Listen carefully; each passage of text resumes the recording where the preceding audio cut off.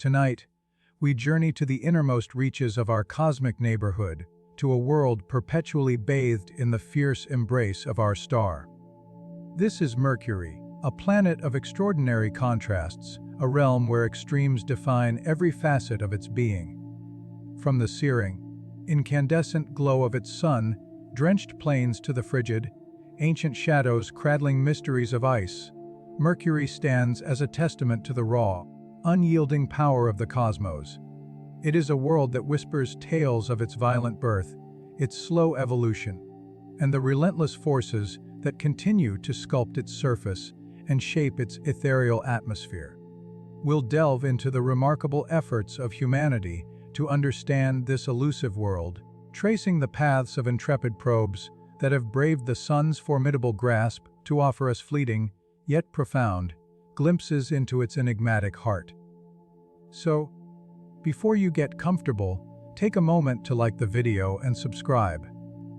Let me know in the comments where you are in the world and what time it is for you.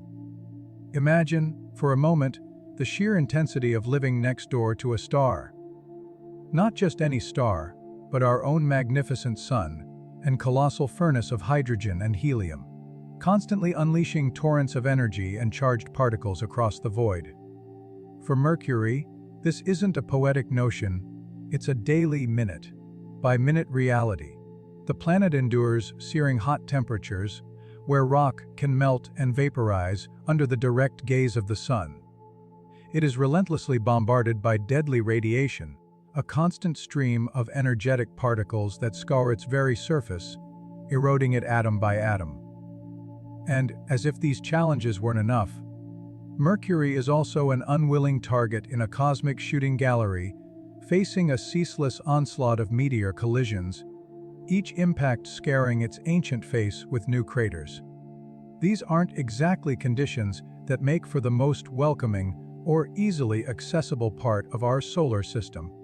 As you might intuitively gather, these extreme challenges make Mercury a particularly tricky place for any spacecraft or scientific mission to approach, let alone orbit. The sheer logistical and engineering hurdles are immense. For this very reason, even though Mercury is astronomically much closer to our home planet than gas giants like Jupiter or Saturn, it remains, in many respects, one of the least understood and relatively unexplored terrestrial planets. Its secrets are jealously guarded by the sun's overwhelming gravitational pull and its blistering radiation. Still, the human spirit of inquiry is persistent, and scientists, driven by an insatiable curiosity, have managed to send a select few missions out to study this fiery world. The first of these pioneering voyages was Mariner 10, a trailblazing probe from the 1970s that performed a series of remarkable flybys, offering humanity its initial close-up views of Mercury's heavily cratered surface. Then, decades later, in 2015, NASA's Messenger probe arrived, a mission that achieved the unprecedented feat of successfully orbiting the planet, providing an avalanche of data and images that revolutionized our understanding. And now, as we speak, a third Mercury mission, a marvel of international collaboration, is diligently hurtling through the vast, silent expanse of the constellation of Pisces, steadily closing the distance, over 177 million kilometers away from Earth. This ambitious endeavor, known as Bepicolombo, is a true labor of love, a joint venture between the European Space Agency and the Japanese Aerospace Exploration Agency. It is on track to arrive at its ultimate destination on December 5, 2025, poised to embark on a comprehensive, in-depth study of the planet's enigmatic magnetic field, its ancient and scarred surface, and its deep, mysterious internal structure. But as the old adage wisely suggests, sometimes the journey itself is the true destination. And Bepicolombo's journey, spanning billions of kilometers and almost 7 years, is nothing short of epic. On October 20, 2018, Bepicolombo majestically lifted off from the French Guiana Space Center, beginning its intricate, multi-year voyage towards Mercury. Its carefully calculated trajectory would weave a complex path, taking it around the Sun a staggering 18 times, a cosmic dance punctuated by no fewer than 9 crucial planetary flybys. The first of these close encounters was an extremely intimate flyby of our own Earth, occurring on April 10, 2020. Bepicolombo passed within just 12,700 kilometers of our planet's vibrant surface, a distance roughly equivalent to traversing the globe from Copenhagen to Santiago, Chile. This initial flyby served not only as a gravitational assist, a slingshot maneuver to gain speed and adjust its course, but also as a vital opportunity to test and calibrate its array of sophisticated instruments against the familiar backdrop of our home world. Following its departure from Earth, Bepicolombo's grand tour will then guide it on 2 strategic flybys of Venus, leveraging the gravity of our cloudy neighbor to further refine its trajectory and shed excess velocity. Finally, its intricate dance will culminate in 6 critical flybys of Mercury itself, with the last 3 of these close approaches due to happen in September, December, and January of the coming year. In its entirety, this mighty spacecraft will have traversed an astonishing distance of 8.5 billion kilometers, a journey so vast it dwarfs the distance to even the outermost planets of our solar system. Taking such a long, circuitous route was not merely a matter of convenience. It was the only viable way Bepicolombo could effectively slow down enough to be gently captured by Mercury's gravitational embrace, rather than hurtling past it. But why is this deceleration so profoundly important? Well, imagine a spacecraft arriving at Mercury with too much speed, too much momentum. Instead of gracefully entering orbit, the immense gravitational pull of the Sun, lurking just beyond Mercury, would inevitably overcome the planet's weaker hold. The spacecraft would swing right past its intended target, unable to break free, and instead be inexorably sucked into the Sun's powerful, inescapable gravitational field, a fiery end to a long journey.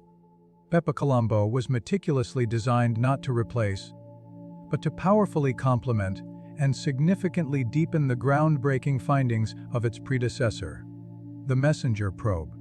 While Bepicolombo carries many of the same fundamental instruments that Messenger did, it is equipped with a new generation of higher caliber tools capable of obtaining larger ranges of data with enhanced precision and sensitivity.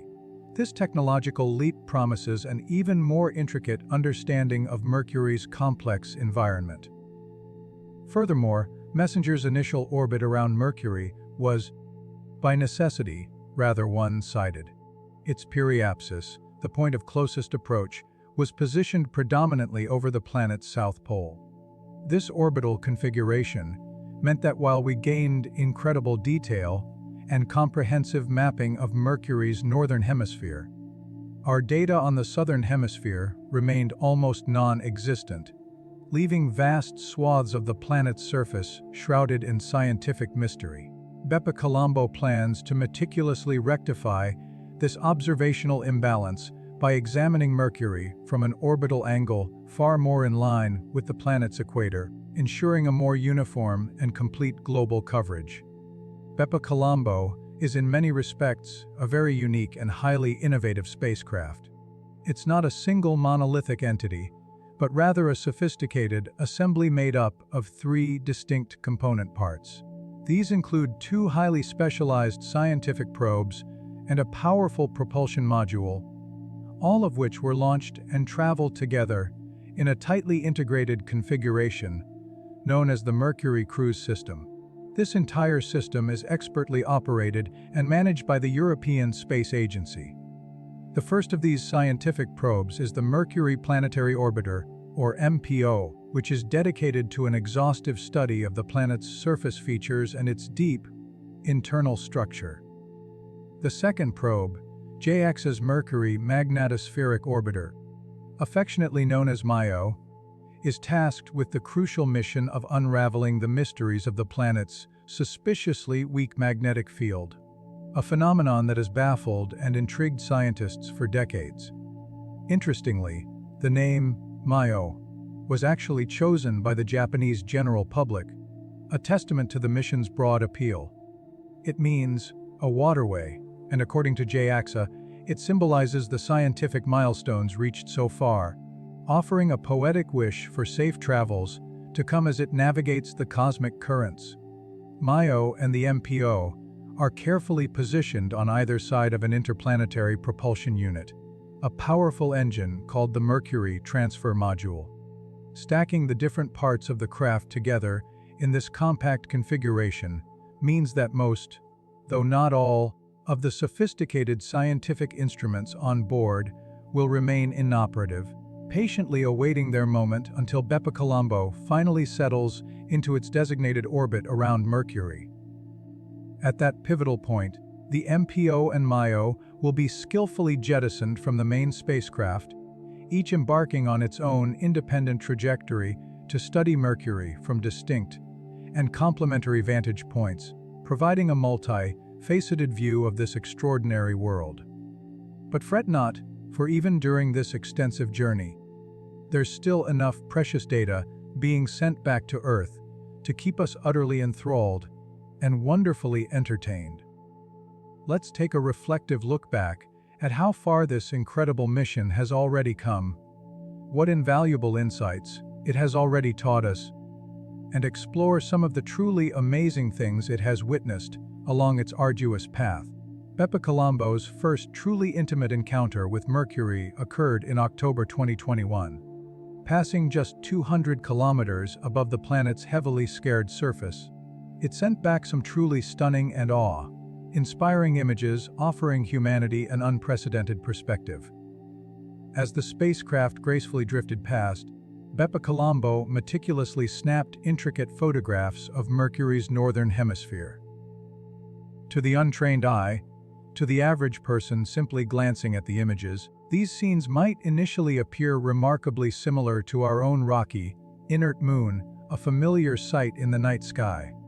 However, to the trained eye of a planetary scientist, these images reveal a universe of intricate detail and profound significance. Within these visual treasures, we can discern the ancient, sprawling expanse of the Caloris Basin, a colossal impact crater that could potentially hold the very key to deciphering Mercury's elusive crust composition, its deep geological secrets waiting to be unlocked. Elsewhere, the Lamonto crater proudly hosts subtle, yet compelling, traces of past volcanic activity, alongside mysterious, enigmatic pockets where an unidentified compound within the planet's crust appears to be inexplicably lost to space. Scientists, at present, have no definitive idea how or why this peculiar phenomenon is occurring, adding another layer to Mercury's many mysteries.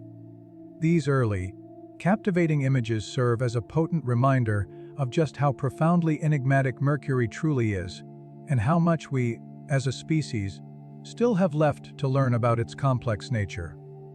Another camera, cleverly mounted on the Bepi Colombo spacecraft, captured Mercury from yet another compelling perspective, one that left the planet's violent, fiery volcanic history on full and dramatic display. The previously lava-flooded and impressively wide Hayden crater, stretching over 250 kilometers across, came into stark, clear view alongside the Pampu Facula, one of Mercury's many bright spots.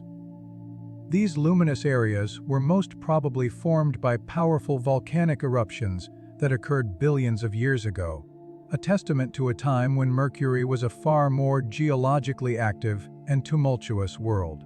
Even though Messenger had already provided us with compelling evidence of Mercury's extensive volcanic past, it remains utterly amazing to witness that this ancient, fiery activity left such an indelible mark, a signature still clearly visible after an almost inconceivable amount of time has elapsed. And Bepi Colombo didn't just visually show us how the flyby looked. In a truly innovative feat, it also captured how the flyby felt.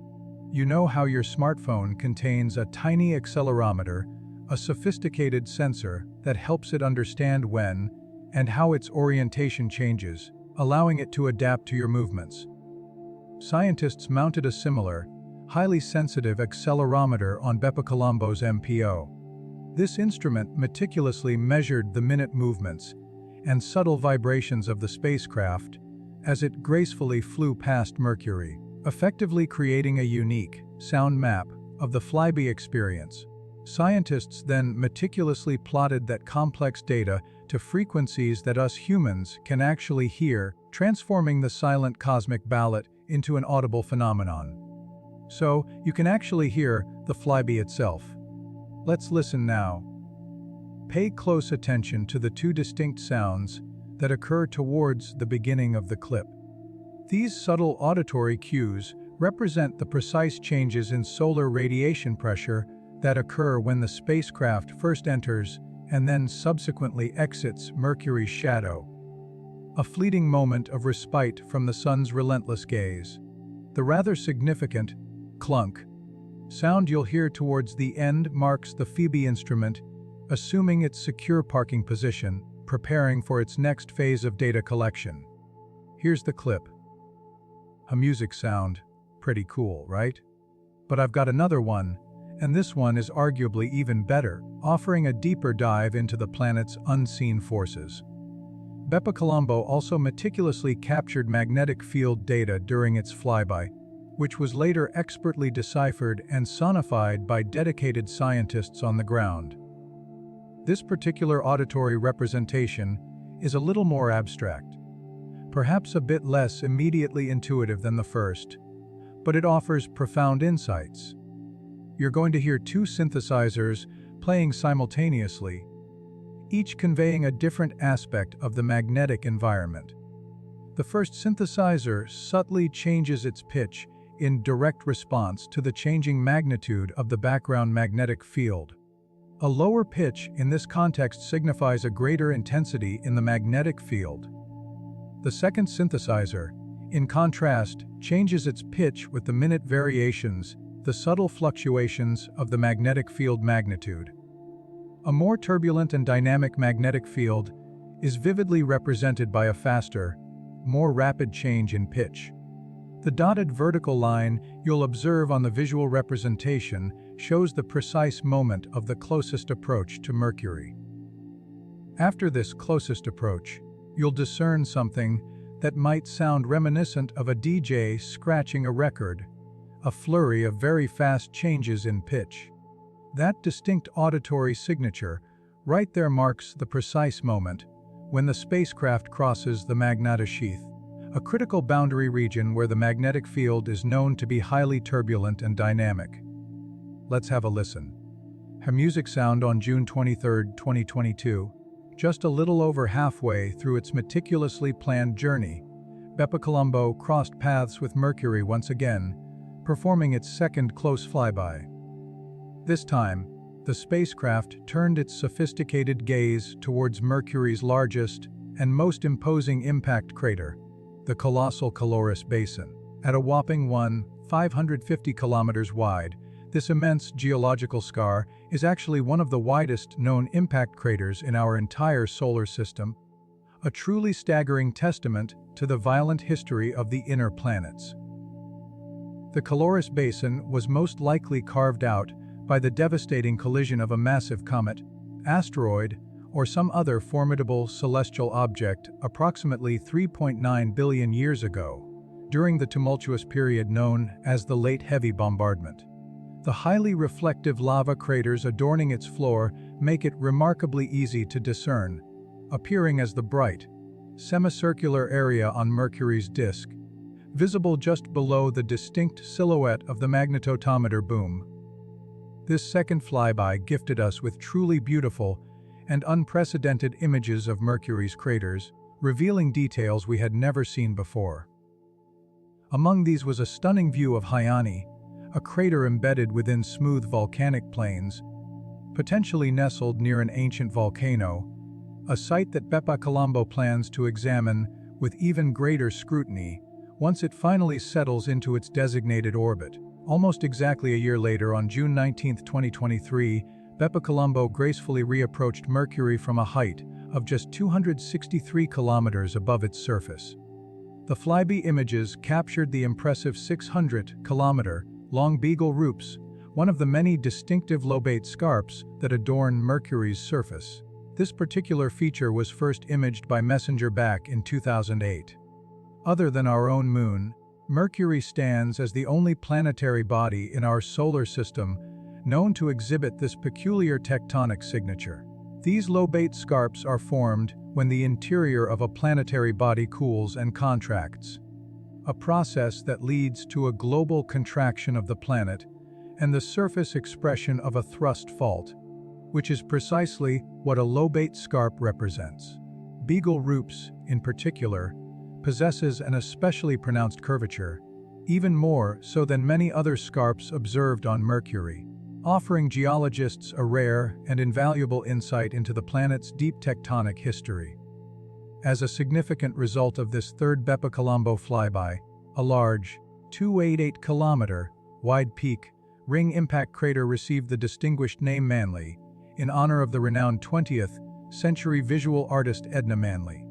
The original basin floor of this crater was subsequently flooded by ancient lava flows, imparting to the crater its visibly smooth and remarkably flat interior texture. Bepicolombo is slated to explore Manley Crater further from its orbital vantage point, seeking to meticulously measure its carbon composition and detect other subtle minerals that may be present within its depths, all in an effort to learn more about Mercury's complex and ancient geological history. Gliding past Mercury on its most recent flyby, Bepicolombo snapped a poignant series of farewell images of the planet, as if offering a gentle embrace before its final approach. At a distance of 236 kilometers from the surface, Bepicolombo appeared to truly hug the planet goodbye, a fleeting moment of intimacy between machine and world. Scientists back home on Earth will now have to patiently wait another 16 months for the next highly anticipated set of images and data from this remarkable mission. These flybys, however, are far more than just a visual indulgence for our senses, providing captivating images for public consumption. They have also meticulously revealed important nuances regarding the planet's immediate particle environment and its complex magnetic boundaries, offering invaluable data points even before orbital insertion.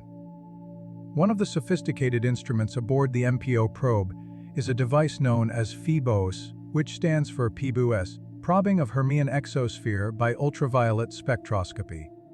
PHEBOS utilizes the faint ultraviolet emissions emanating from Mercury's exosphere, which is the planet's outermost and only atmospheric layer, to precisely determine its composition, its intricate structure, and its dynamic interactions with the surface below. It accomplishes this by detecting specific types of light emissions within the ultraviolet spectrum, ranging from 55 to a precise 350 nanometers.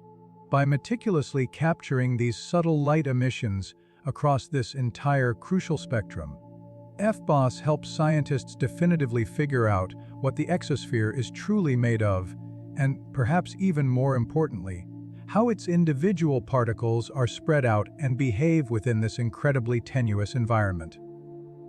As Bepicolombo emerged from Mercury's deep, enveloping shadow, a moment of profound cosmic transition, PHEBOS made a significant detection: the distinct presence of both hydrogen and calcium. This observation served as a powerful confirmation of earlier findings from the Messenger mission, which had initially established the presence of calcium in the planet's exosphere, particularly noting its prevalence around the equator and on Mercury's perpetual night side. Interestingly, this distribution of hydrogen and calcium stands in stark contrast to the patterns observed for other elements, specifically sodium and potassium, which more readily concentrate around the planet's poles. This intriguing difference in elemental distribution hints at a complex interplay of forces, likely involving solar radiation pressure, solar-wind interaction, and the unique rotational dynamics of Mercury itself. Once Bepicolombo achieves its stable, operational orbit around Mercury, PHEBOS will be able to send back an even more detailed and comprehensive analysis of Mercury's exosphere, delving into its precise composition and its intricate dynamics, including how these characteristics subtly change with both geographical location and the passage of time. Speaking of Messenger, a probe that provided us with such a wealth of knowledge, it made a truly astonishing discovery during its mission: the presence of water ice in permanently shadowed regions within craters at Mercury's North Pole. BepiColombo will continue this vital legacy, diligently furthering the search for these elusive ice deposits in other permanently shadowed regions, particularly within high-latitude craters where the sun's rays can never reach. This quest for ice is not just a scientific curiosity. It holds profound implications for understanding the distribution of volatiles in the inner solar system and the potential for future human exploration. As you might already know, Mercury holds a unique distinction among the terrestrial planets in our solar system. It is the only one, apart from Earth itself, to possess an intrinsic magnetic field. Thanks to its partially liquid iron core, Mercury exhibits what scientists call a dynamo effect, a complex process of convection currents within the molten metal that generates an innate magnetic field around the planet.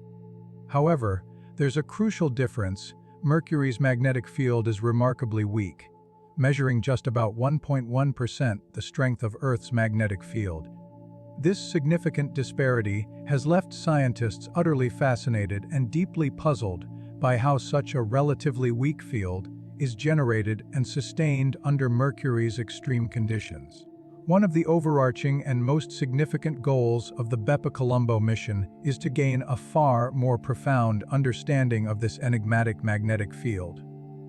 So far, our most detailed mapping of the magnetic activity in Mercury's northern hemisphere has come exclusively from NASA's Messenger mission. Scientists harbor great hopes that BepiColombo will be able to shed much needed light on the intricate dynamics of the planet's magnetism in the previously unmapped southern hemisphere, completing our global picture. This magnetic field, despite its relative weakness, is of immense importance.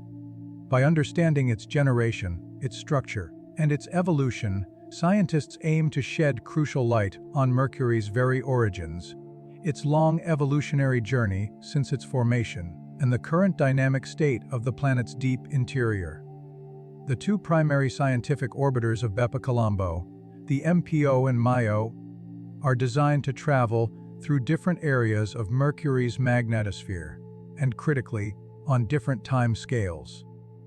This allows them to simultaneously measure how the magnetic field changes over both time and space, and to precisely map its complex relationship to the powerful and relentless solar wind.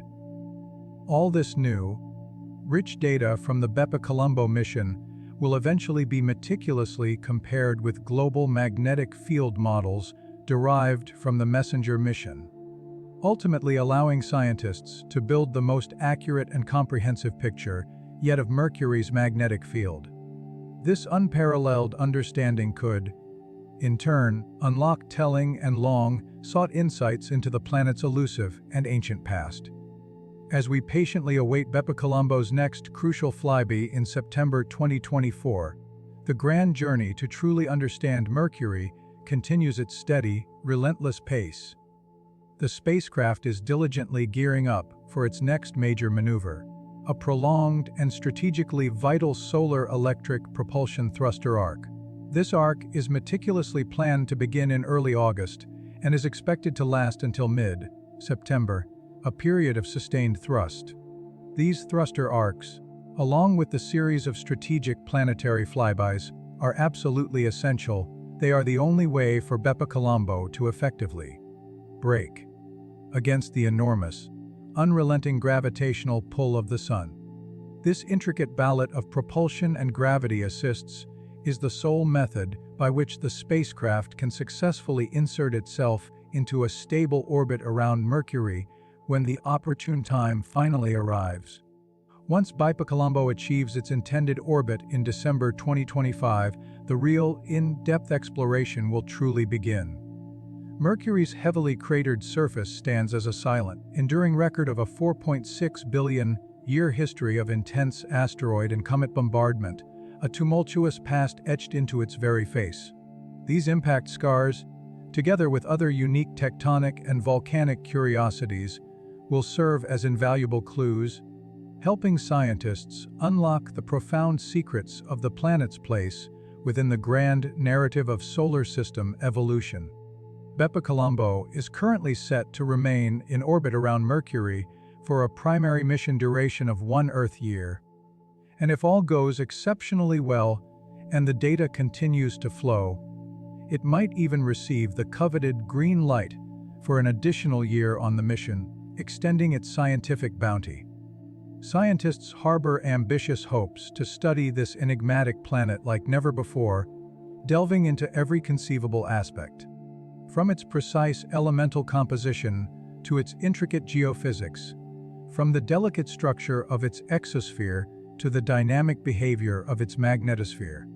The mission aims to unravel both Mercury's individual history and, by extension, the broader history of other inner planets like it, including our own precious Earth. Until then, we have a few more captivating flybys to eagerly look forward to, and the haunting, breathtaking pictures they are bound to capture for us Earthlings, patiently waiting back home. Now, let's shift our perspective slightly and imagine yourself, for a quiet moment, standing on the surface of Mercury. But not the Mercury you typically conjure in your mind's eye. Not the scorched, sun-blasted daytime inferno where temperatures soar to unimaginable highs. Instead, picture yourself here during the planet's incredibly protracted night. The sun, a distant, blinding beacon, set weeks ago, sinking below the jagged horizon. And it won't grace the sky again for many weeks more. Above you, the myriad stars of the cosmos are stark and brilliantly sharp against a canvas of perfect, inky black, utterly untouched by any atmospheric haze or terrestrial light pollution. The ground beneath your heavily insulated boots, designed for extreme survival, is rigid and unforgiving, slowly radiating away the day's accumulated heat into the vast, absolute vacuum of space. It is a silent, profoundly desolate landscape, yet filled with an austere beauty. But tonight, you've brought special equipment, not just for mere survival in this harsh environment, but for a very specific and sensitive observation. You carefully point a highly sensitive detector, meticulously tuned to a specific, narrow wavelength of light, towards the anti-solar point in the sky. This is the direction directly opposite to where the sun, the great unseen force, still lurks below the horizon, dominating the unseen side of the planet. And there, shimmering faintly, you see it something ethereal, almost unbelievable. Stretching away from the small, battered world, reaching impossibly far into the profound blackness, is a ghostly, elongated glow. It is a mere whisper of light, completely invisible to the unaided human eye. A delicate, translucent structure, millions of kilometers long, trailing behind this tiny, heavily cratered world like the spectral train of a cosmic gown. Mercury, the seemingly inert, unassuming little rock closest to the sun, is doing something deeply strange and profoundly active in the dark. It is venting a colossal tail into space, a tail made not of gas or dust in the conventional way we usually think of comet tails, those dramatic celestial streamers, but of something far more specific, far more intriguing, and uniquely Mercurian sodium atoms. Join us today as we delve into one of the solar system's more subtle, yet surprisingly grand, phenomena, the vast, invisible sodium tail of Mercury. We'll explore how this bizarre and unexpected feature was first discovered, investigate the complex and relentless processes that conspire to create and constantly reshape it, and ultimately understand what this ghostly appendage truly tells us about the innermost planet and its intricate, dynamic relationship with the sun. When we typically ponder planets with highly distinct, or immediately recognizable features, Mercury rarely springs to mind. It's often perceived as the somewhat understated, unadorned member of our planetary family, a tiny, heavily cratered world perpetually baking under the fierce, unwavering glare of the sun. But in 2001, this perception was dramatically challenged, and everything we thought we knew about its inert nature began to change. Scientists had been diligently using specialized sodium filters to observe Mercury since the mid-1980s, ever since sodium was first definitively detected in the planet's incredibly tenuous exosphere. This exosphere, as we've discussed, is a volume of space where individual molecules are gravitationally bound to the planet, but are so sparsely distributed that they rarely collide with each other, making it more akin to a vacuum than a conventional atmosphere. That's precisely what a dedicated team at the McDonald Observatory in Texas were doing when they spotted something truly strange. Something that defied immediate explanation: a faint, elongated glow extending far, far beyond Mercury's tiny, familiar disk. Initially, they simply couldn't believe their own eyes. The observation was so unexpected, so unprecedented, that their first instinct was to attribute it to a malfunction in their equipment or an error in the complex data processing. But after thoroughly checking and meticulously double-checking every single parameter, every instrument setting, and every line of code, the astonishing and undeniable truth emerged. Mercury, this unassuming, sun-scorched world, was trailing an enormous, ethereal structure through space. It was a colossal tail, composed entirely of sodium atoms, stretching an incredible 2.5 million kilometers behind it. To put that staggering distance into a more tangible perspective, that's approximately 700 times the entire width of Mercury itself. The discovery was profoundly humbling. Mercury isn't some distant, obscure object at the fringes of our solar system. It's one of our closest cosmic neighbors. Humanity has been observing it, albeit with difficulty, since ancient times, and we had even sent spacecraft to visit it directly in the 1970s and again in the 2000s, thanks to NASA's Mariner 10 and Messenger probes. And yet, this colossal, dynamic feature, this vast sodium tail, had remained completely undetected, a secret held by the cosmos, until the dawn of the 21st century. The discovery was a truly big deal because it fundamentally challenged our established classifications of what celestial bodies in our solar system could possess a tail. Suddenly, Mercury wasn't just a bland, cratered world, a mere rocky pebble in the sun's fierce glow, but a planet with a dynamic, active feature rivaling the most spectacular and well-known comets. So, how precisely is Mercury's tail fundamentally different from the iconic tails of comets? And why, of all elements, would this particular planet have a sodium tail specifically? The answer, as it turns out, is a fascinating and intricate result of Mercury's unique position in the solar system, its distinct geological composition, and the sun's fierce, unrelenting influence. Comets are, in essence, like colossal, dirty snowballs hurtling through the vastness of space. They are primarily composed of various ices: water ice, carbon dioxide ice, methane ice mixed with dust and rocky particles. As a comet approaches the sun, the increasing solar radiation causes these ices to directly sublimate, transforming from a solid directly into a gas, bypassing the liquid phase entirely.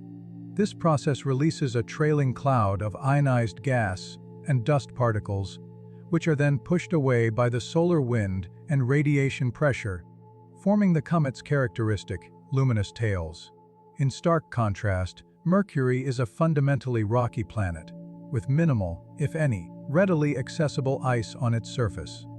While scientists theorize there may be significant deposits of water ice, hidden deep within the permanently shadowed craters at its poles, these frozen reservoirs remain stable precisely because they never receive direct sunlight. Therefore, Mercury's tail is unequivocally not formed through the sublimation of surface ice into gas. Instead, as we've established, it's made predominantly of sodium. But the question persists: why sodium? To truly understand that, we need to take a closer, more detailed look at Mercury's extraordinary proximity to the Sun, a defining characteristic of its existence. At perihelion, the point in its highly elliptical orbit, when it is closest to the Sun, Mercury comes as near as a mere 47 million kilometers from our star. At this extreme proximity, it is exposed to an intensity of solar radiation that is up to 10 times more powerful than what our own Earth receives. The solar wind, a relentless stream of charged particles constantly emanating from the Sun, is absolutely torrential at Mercury's orbit. Imagine a constant, invisible gale of charged particles, primarily protons and electrons, flying at an astonishing speed of 1.6 million kilometers per hour directly from the Sun, straight at Mercury's unprotected surface. When these high-energy solar wind particles relentlessly strike Mercury's surface, they physically knock out other atoms from the planet's outermost layer, a process scientifically known as sputtering. Picture, if you will, a collection of fridge magnets, placidly sitting on your refrigerator door. They don't fall off on their own because the magnetic force of the fridge holds them securely in place. But then, imagine you throw a bouncy ball directly at the fridge. When that ball impacts, the kinetic energy of the collision spreads out, causing some of the magnets to shake, to vibrate. If enough energy, specifically more energy than what is keeping the weakest magnet adhered, makes it to that magnet, it will suddenly pop off and fall down. That's an analogous representation of exactly what's happening on Mercury's surface.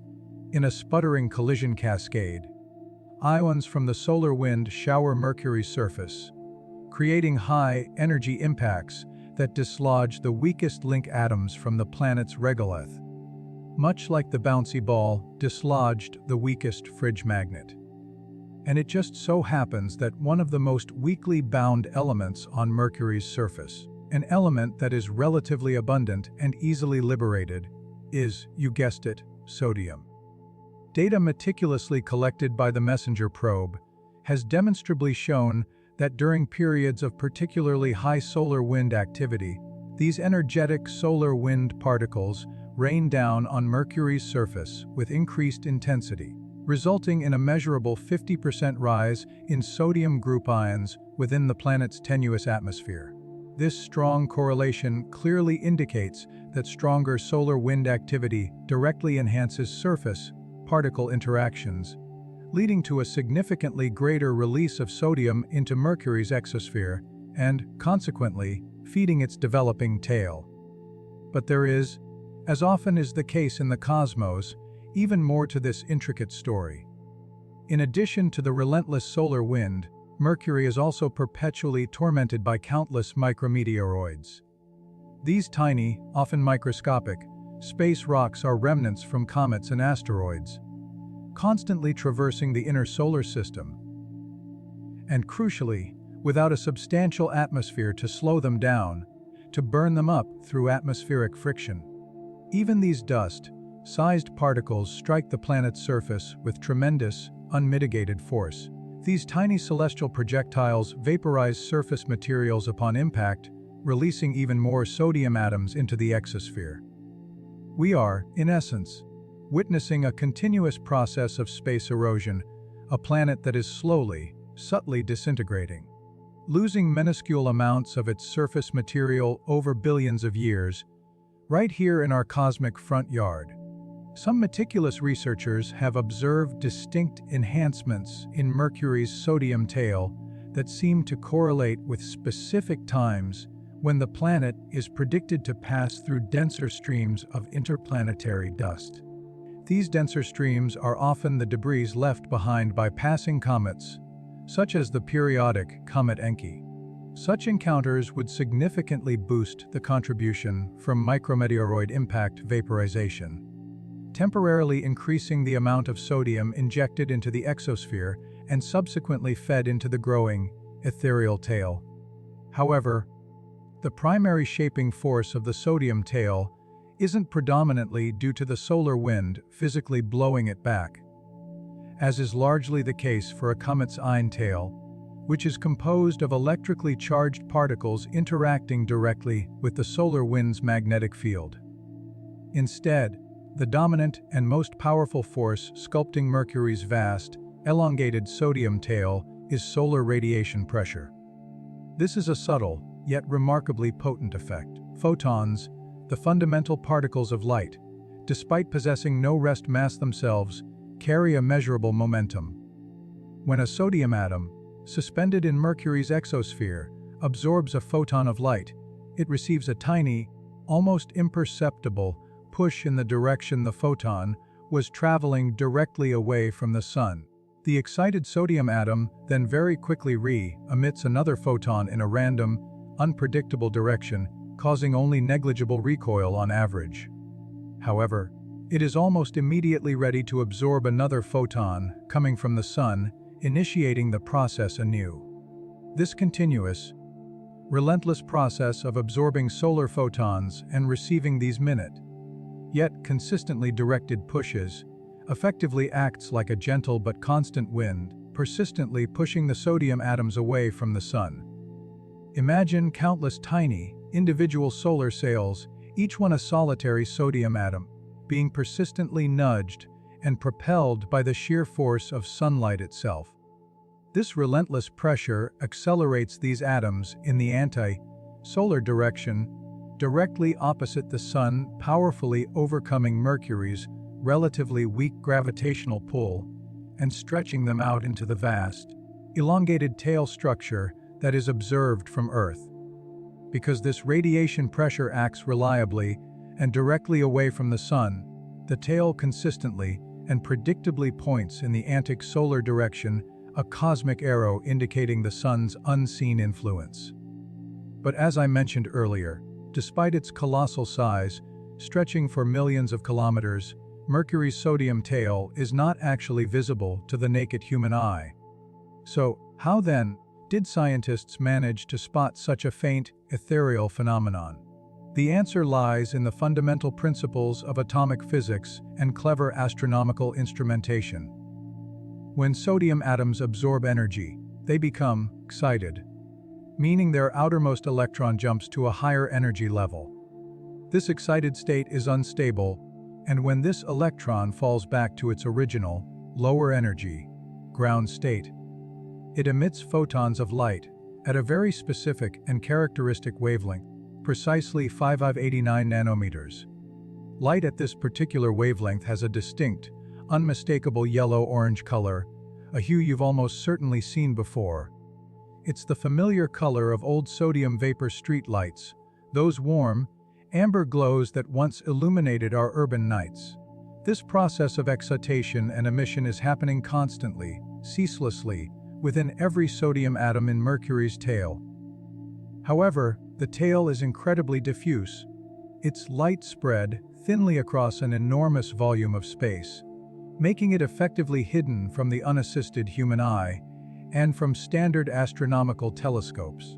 To reveal its faint, ghostly presence, astronomers employ specially designed optical filters known as sodium D-line filters. These remarkable filters are engineered to isolate light at precisely 589 nanometers, allowing only this very specific wavelength to pass through. By blocking out all other wavelengths of light, these specialized filters allow the faint, characteristic glow of sodium to stand out in stark relief against the otherwise black, empty background of space. It is this ingenious technique of selectively filtering out all other wavelengths of light that finally allowed scientists to perceive and study the previously invisible sodium tail. Mercury's sodium tail varies dramatically in its visibility and extent throughout its relatively short, 88 Earth-day orbit around the Sun. This orbit, as we've discussed, is highly elliptical, meaning Mercury's distance from the Sun fluctuates significantly. When Mercury reaches perihelion, its closest approach to the Sun, the increased intensity of solar radiation dramatically intensifies the rate of sodium ejection from its surface, leading to a surge in newly liberated sodium atoms. You might intuitively expect the tail to reach its absolute peak visibility at perihelion, since that's where the solar wind and radiation are at their absolute strongest, providing the maximum push and sputter. However, surprisingly, the tail actually reaches its peak brightness and observability approximately 16 days after perihelion. Let's unravel this intriguing delay. Since Mercury's orbit is, as noted, highly elliptical, its orbital speed also varies considerably. It travels at a blistering 59 kilometers per second when it's closest to the Sun, at perihelion, and slows down to a comparatively sedate 39 kilometers per second when it's farthest away, at aphelion. Through repeated and meticulous observations, scientists noticed a consistent pattern. Mercury reaches its maximum radial velocity, that is, its fastest speed directly away from the Sun, approximately 16 days after slingshotting past perihelion. In other words, this is precisely when it's traveling away from the Sun at its top speed, a condition that creates optimal circumstances for the sodium tail to extend its reach and become far more observable from Earth. But why, you might ask? Would a higher speed away from the Sun lead to a brighter, more visible tail? The answer, in two crucial words, is Doppler shift. When we meticulously analyze the spectrum of light originating from the Sun, we observe distinct dark lines, known as Fraunhofer absorption lines. These lines occur at specific wavelengths, where certain elements present in the Sun's outer atmosphere absorb light before it can travel out into space. The Sun's atmosphere, much like Mercury's exosphere, contains sodium, and this solar sodium effectively absorbs all the light at the specific sodium D line wavelength, 589 nanometers, before that light is even emitted into the solar system. This means that under normal circumstances, there's a gap in the Sun's spectrum at the exact wavelength that sodium atoms in Mercury's tail would want to absorb and re-emit. However, the faster Mercury travels away from the Sun, the more the sunlight it receives is Doppler shifted, or effectively stretched, to longer wavelengths. This stretching makes the entire sunlight spectrum appear slightly redder, and critically, this shift includes the Fraunhofer absorption lines. Consequently, the sodium-specific light, which was previously blocked by the Sun's own sodium, is now shifted just enough that it's no longer absorbed by the solar atmosphere. This unblocked light is then readily available for the sodium atoms in Mercury's tail to absorb and scatter. The result is dramatic. The tail gets significantly brighter, luminous enough for us to see and study it from our vantage point on Earth. So, if astronomers wanted to spot Mercury's tail, they just need to look up on day 16 past perihelion, right? Well, regrettably, it's not quite that simple. There are at least three other main factors at play, crucial astronomical alignments and conditions that must be carefully considered for a successful observation. Firstly, Mercury must be at a sufficient elongation from the Sun in Earth's sky.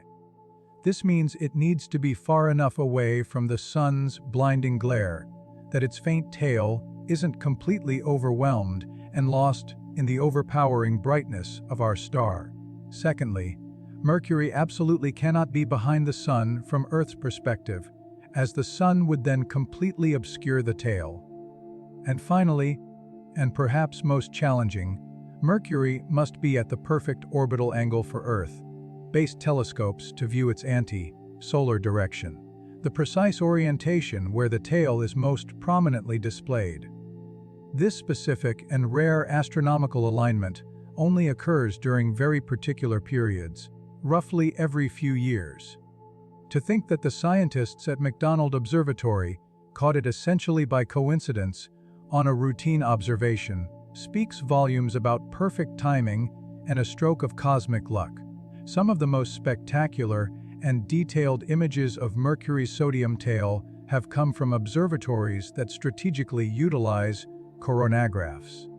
These ingenious instruments are designed to block out the sun's direct, overwhelming light, much like an artificial eclipse, allowing the faint, ethereal glow of the tail to become visible even when Mercury is relatively close to the sun in our sky. Each successful observation of this elusive phenomenon represents a profound triumph of astronomical planning, meticulous timing, and extraordinary precision. These rare and precious glimpses reveal a dynamic, constantly changing structure that shifts dramatically with Mercury's orbital position relative to the Sun, stretching, shortening, brightening, and dimming in a complex cosmic dance governed by the immutable laws of orbital mechanics and the intricate principles of atomic physics. But this fascinating story stretches far beyond Mercury itself. The discovery and subsequent study of its sodium tail have provided an unexpected and invaluable window into key physical processes, occurring not just throughout our solar system, but also potentially far beyond, in distant star systems. Firstly, it offers us a unique glimpse into the grand narrative of planetary evolution. While the current, observed rate of surface material loss from Mercury is undoubtedly too minuscule to significantly alter the planet in human timescales, indeed. Over a human lifetime, the change would be utterly imperceptible over billions of years. This relentless process of sputtering and vaporization could potentially affect its overall surface composition, gradually depleting sodium and other easily liberated elements. We could potentially use this emerging knowledge to infer what might have transpired on older, exoplanetary systems, understanding their long-term life cycles and how they interact with their host stars. Secondly, and perhaps most excitingly, the discovery of Mercury's tail has profound implications for the rapidly expanding field of exoplanet research. Many distant star systems host hot Jupiters, massive gas giant planets that orbit extremely close to their parent stars, enduring conditions far more extreme than Mercury. If a relatively small, rocky world like Mercury can generate a tail stretching 2.5 million kilometers, it stands to reason that these colossal, close, orbiting gas giants likely sport even more dramatic and extensive features, potentially shedding significant amounts of their atmospheric mass through similar mechanisms of stellar wind and radiation pressure.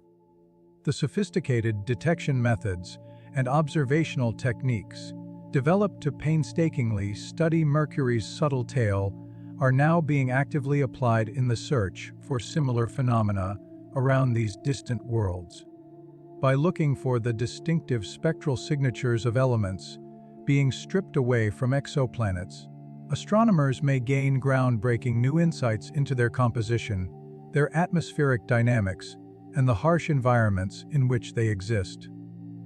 In fact, we have already detected similar, albeit smaller, sodium tails around our own moon, suggesting that this phenomenon may be a surprisingly common occurrence around airless or tenuous atmosphere bodies that are directly exposed to the relentless solar wind.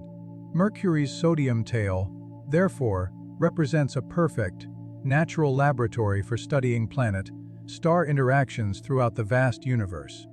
By better understanding this localized, yet globally significant, phenomenon, we gain crucial insights into the fundamental question of how stars shape, erode, and ultimately influence their planetary systems over billions of years, a cosmic ballad of creation and destruction.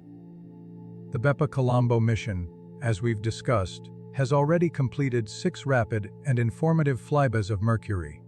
It is now poised to enter its designated orbit in December 2025, where it will spend at least 1 Earth year, and potentially more, meticulously studying Mercury's internal composition and its impressive, dynamic exosphere. This extended orbital mission will provide unprecedented, highly detailed data on the sodium tail, promising a cascade of new discoveries about this fascinating and enigmatic phenomenon.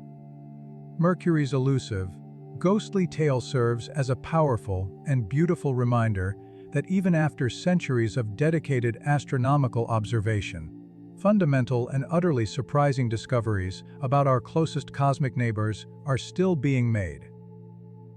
The universe, in its boundless complexity, never ceases to surprise us, never stops revealing new wonders. All we need to do, with patient curiosity and ever-advancing technology, is simply keep looking.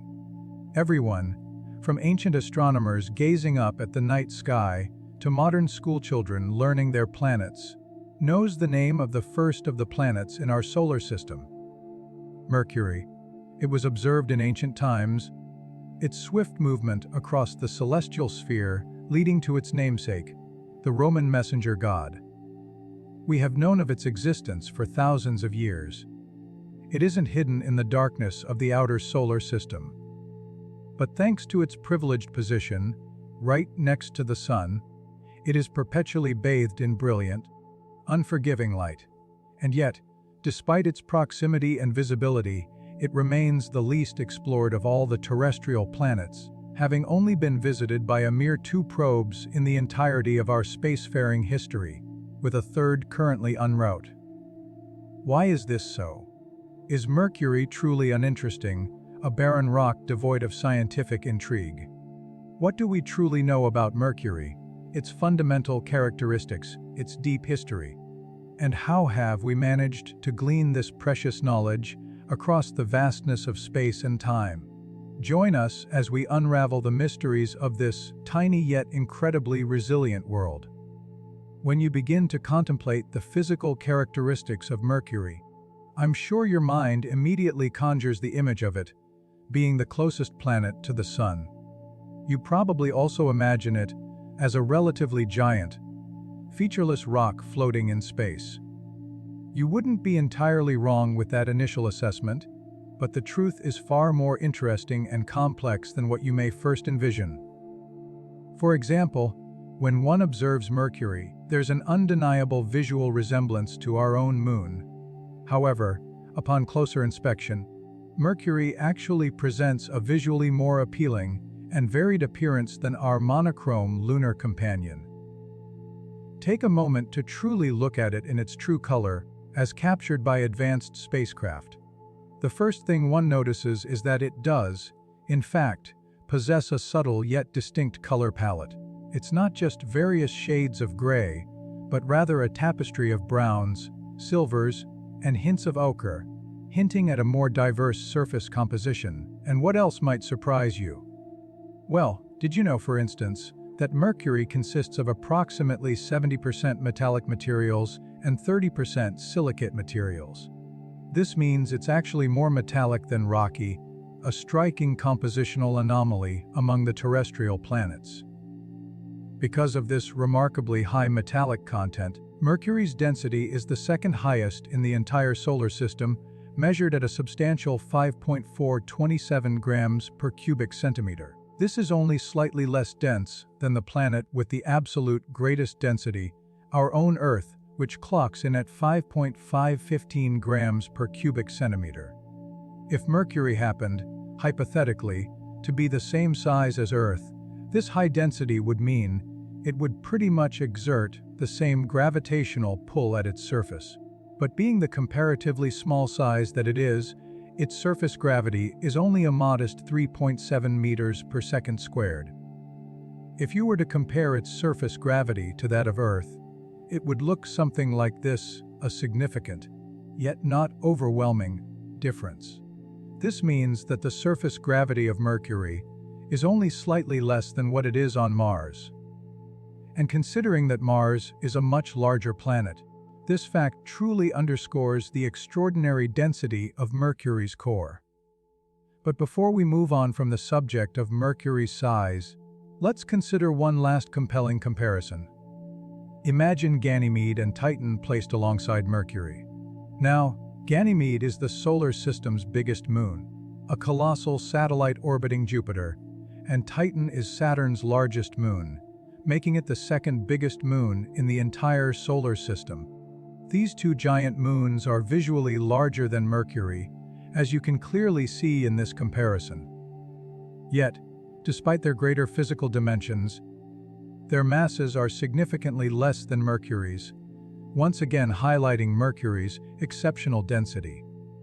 If you look closely at Mercury's surface, you'll observe that its overall appearance bears a strong similarity to that of our own moon. It displays extensive mare-like plains, vast, smooth, dark areas, and is heavily cratered, indicating that it has been geologically inactive, at least in terms of major volcanic resurfacing, for billions of years. However, it was obviously geologically active at one point in its distant past, because one of the truly distinctive features of Mercury's surface is the pervasive presence of many narrow, winding ridges extending up to several hundred kilometers in length.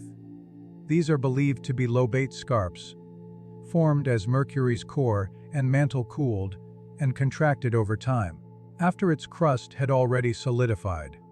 This contraction caused the surface to wrinkle and fold, creating these prominent ridges. One of the most distinctive and visually striking features you'll immediately notice about Mercury is the immense crater on its surface, known as the Caloris Basin, with its staggering diameter of 150 kilometers. The impact event that created the Caloris Basin was so extraordinarily powerful that it not only carved out this gargantuan depression, but also triggered widespread lava eruptions and left a towering concentric ring, over 2 kilometers tall, majestically surrounding the impact crater itself. And in a remarkable display of planetary physics, at the exact antipode, the point on the planet's surface, directly opposite of the Caloris Basin, there lies a large region of unusually hilly and chaotic terrain, appropriately known as the weird terrain. If you compare this fractured, undulating region to the smoother, more uniform expanse of the rest of Mercury, you can immediately understand why it earned such an evocative name. The shock waves from the colossal Caloris impact traveled through the planet and converged at this antipodal point, creating this strange, disturbed landscape. So, what is it truly like on the surface of Mercury? Well, to begin with, the surface temperature is dramatically different across the planet, exhibiting extreme variations. It can range from a bone-chilling 173 degrees Celsius on the night side to a scorching, melting inferno of over 400 degrees Celsius during the day. However, it never rises above a frigid 93 degrees Celsius at the poles, even in direct sunlight, simply because there is no substantial atmosphere to trap and retain the heat. This vast disparity means there's a truly enormous difference between the temperatures at the equator and those at the poles. But this variation is also profoundly influenced by its unique orbit and rotation, which we will delve into in more detail later.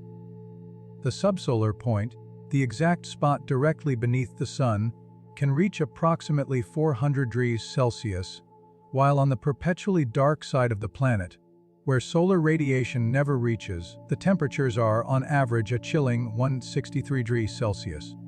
Because Mercury is simply too small and too hot for its weak gravity to retain any significant atmosphere over long periods of time, it is utterly unable to retain any of the intense heat it constantly receives from being so incredibly close to the Sun. This is precisely why the dark side of the planet is so much colder than the side perpetually facing our star. Mercury, however, does possess an exosphere, which, as we've explored, is like an extremely thin, atmospheric, like volume surrounding the planet. Molecules within an exosphere are still gravitationally bound to a planet, but their density is so incredibly low that it cannot behave like a conventional gas, because the individual molecules rarely, if ever, collide with each other. In this captivating picture, you can clearly see the MESSENGER probe's unique view of Mercury's exosphere, a ghostly halo around the planet. When the solar wind, that relentless stream of charged particles, impacts the planet, it physically rips off certain atoms from the exosphere. What's left behind is this faint, ethereal trail of atoms streaming into space. We refer to this phenomenon as the planet's tail, and every planet in our solar system, to a certain extent, possesses an exosphere and a resultant tail. Even Earth has an exosphere, though ours begins much higher, at about 600 kilometers above the surface. It's truly the point where space and our atmosphere tenuously meet. Now, in the specific case of Mercury, this exosphere is far from stable. Atoms are continuously lost to space and then replenished from a variety of dynamic sources, which we'll delve into in more detail as we continue our exploration. NASA has, through diligent research and data analysis, been able to confirm that craters located at the North Pole of Mercury, those permanently shadowed regions, do indeed contain deposits of water ice, a truly surprising discovery for a planet so close to the Sun. Mercury also possesses something that its neighboring terrestrial planet Mars notably lacks: an actual, intrinsic magnetosphere, a protective magnetic field extending all around the planet. It is, as previously discussed, only about 1.1% as strong as Earth's magnetic field, yet it is still sufficiently potent to deflect a significant portion of the solar wind around the planet, offering some measure of protection to its surface.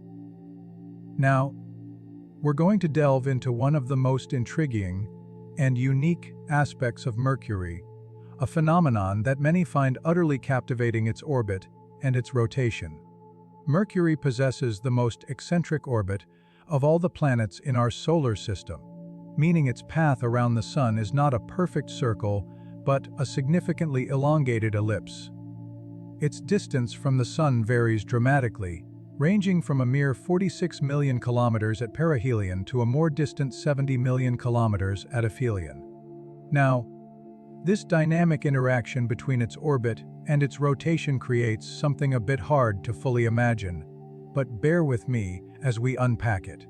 Mercury takes approximately 88 Earth days to complete one full orbit around the Sun, which defines its year.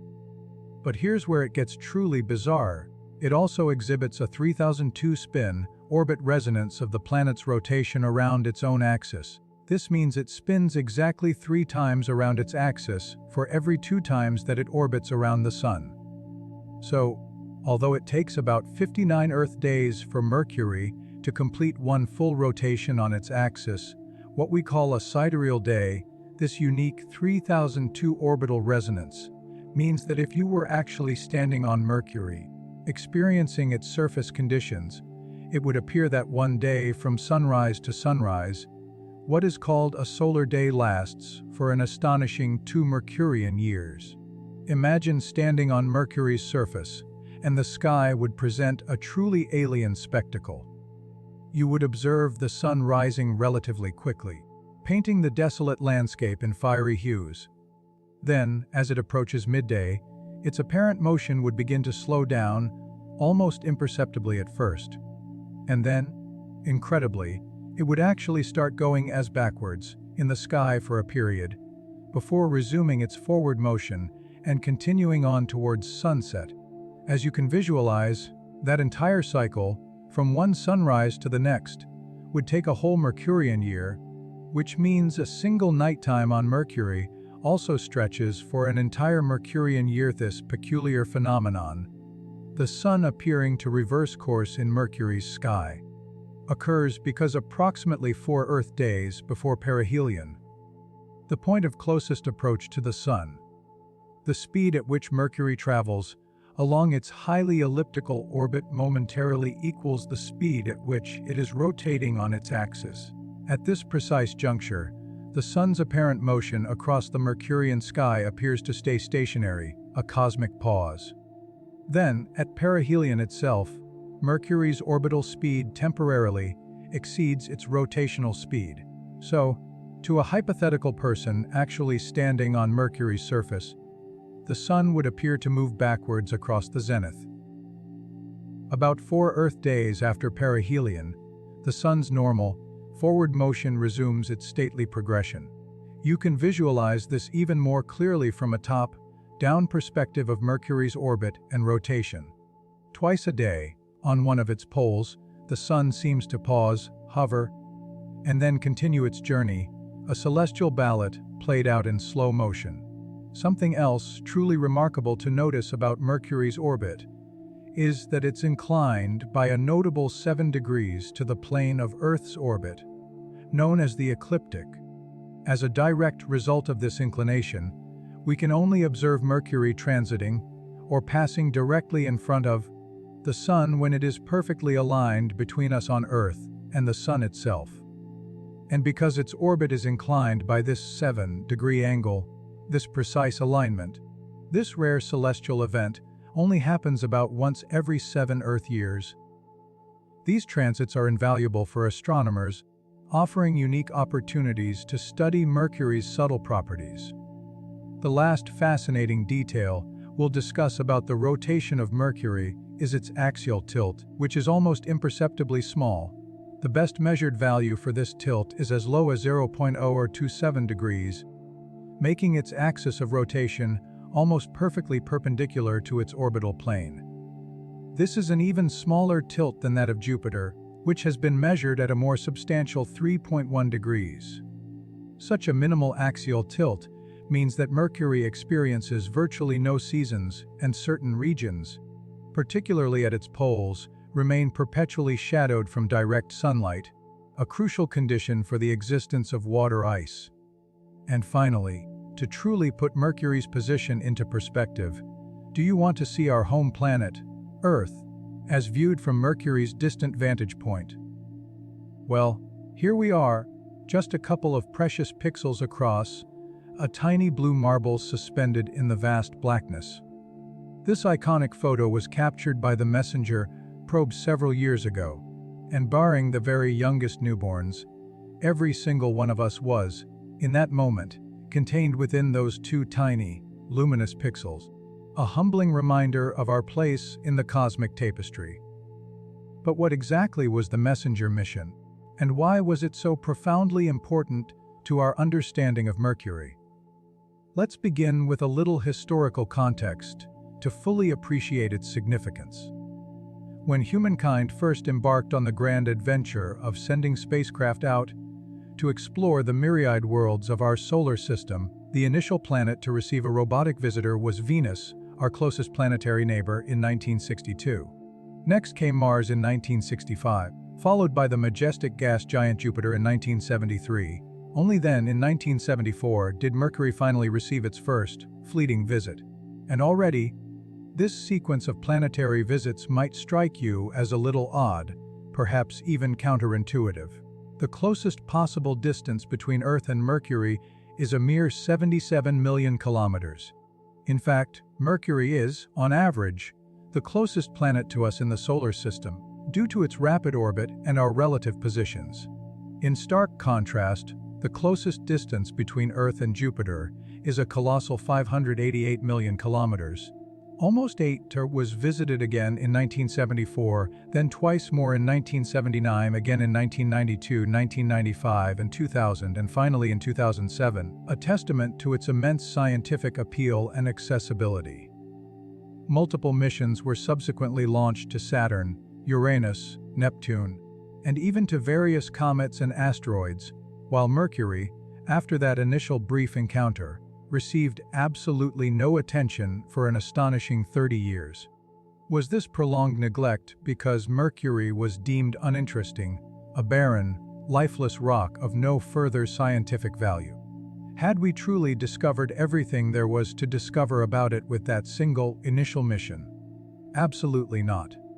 The first mission, Mariner 10, was merely a series of flybys, and crucially, it only managed to map about 40 to 45% of Mercury's total surface, leaving more than half a world entirely unseen and unknown.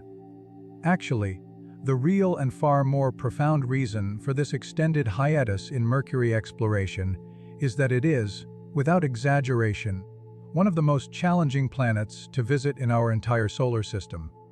Why is this so? Well, as previously mentioned, Mercury exists in a perpetual furnace, Due to its extreme proximity to the Sun, its surface temperature on the Sun-facing side regularly reaches blistering highs of 430 degrees Celsius, a temperature akin to the internal heat of some roaring wood-burning fires. So, any probe venturing near it would require extraordinarily robust and advanced heat-resistant materials and systems. But that same dangerous proximity to the Sun creates an even more formidable challenge. Any probe launched towards Mercury will inevitably accelerate faster and faster as it falls deeper into the Sun's immense gravitational well. Combating this overwhelming gravitational pull, trying to slow down a spacecraft that is being relentlessly accelerated towards the Sun, would require an astronomical amount of rocket fuel.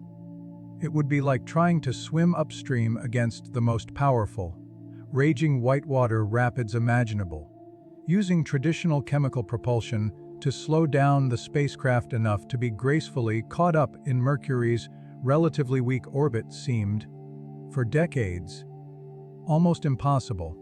It was fundamentally a question of weight and propellant. Weight is an incredibly challenging and stringent limitation when it comes to spacecraft design and launch. The heavier a craft, the larger and more powerful a rocket is needed to propel it out of Earth's powerful gravitational embrace. And consequently, the more astronomically expensive the entire endeavor becomes. Scientists meticulously try to keep every component and every gram as light as possible to drastically reduce these prohibitive costs. Since rocket fuel itself takes up precious weight allocations that could otherwise be dedicated to vital scientific instruments, mission planners tried to only carry what was absolutely necessary to complete their journey. However, for approximately 30 years, scientists simply could not conceive of a viable way to put enough fuel on a probe to enable it to slow down sufficiently to enter Mercury's orbit, especially if they also wanted to include a meaningful suite of scientific equipment on board. So, after the initial, groundbreaking success of Mariner 10's flyby missions of Mercury in 1974 and 1975, the daunting challenges of Mercury exploration effectively put the entire endeavor on hold. But then, in 1985, a brilliant orbital mechanics expert named Chen Wenyan made a profound realization. She recognized that there was a way of getting a probe into orbit around Mercury that didn't necessitate inventing new, unavailable technology. Instead, she had meticulously worked out a particular, incredibly intricate route an orbiter could take around the solar system, a path that would strategically use the gravitational pull of other planets to slow it down enough to enter Mercury's orbit with only a few, precise course corrections. Rather than attempting a direct, fuel-intensive trajectory straight to Mercury, her model proposed that the orbiter would need to take a much longer, circuitous route. How long, you might ask? Under Chen Wenyan's ingenious model, a craft would orbit the Sun about 15 times, performing gravitational assist flybys past the Earth once, Venus twice, and Mercury itself 3 times, before finally slowing down enough to be captured into orbit on its 4th, decisive pass. All these carefully orchestrated planetary flybys would be absolutely essential. By skimming the atmospheres of these planets, vital speed could be shaved off through atmospheric drag and, crucially, through the precise gravitational slingshot effects of the planets themselves. The entire, convoluted route would cover a mammoth 7.9 billion kilometers and would take an estimated 6.5 years to complete. Chen Wenyan's revolutionary findings were not immediately embraced or picked up by the scientific community. But eventually, in 1998, NASA began to take a serious interest in the idea. After meticulously assessing the feasibility and elegance of the proposed route, they finally launched the Messenger probe in 2004, a true testament to her pioneering vision. Messenger, whose full name was the Mercury Surface, Space Environment, Geochemistry and Ranging Probe, was a marvel of compact engineering. It was only about 1.8 meters long and 1.3 meters wide, weighing a relatively modest 100 kilograms. This was considered remarkably small and light for a typical NASA deep space mission. By comparison, the Juno probe, for instance, is a sprawling 20 meters long. Messenger came equipped with a powerful main thruster, a sophisticated ceramic heat shield, specifically designed to protect it from the intense solar radiation, 2 robust solar panels to generate power, and a comprehensive suite of scientific equipment for imaging and collecting vital data from Mercury.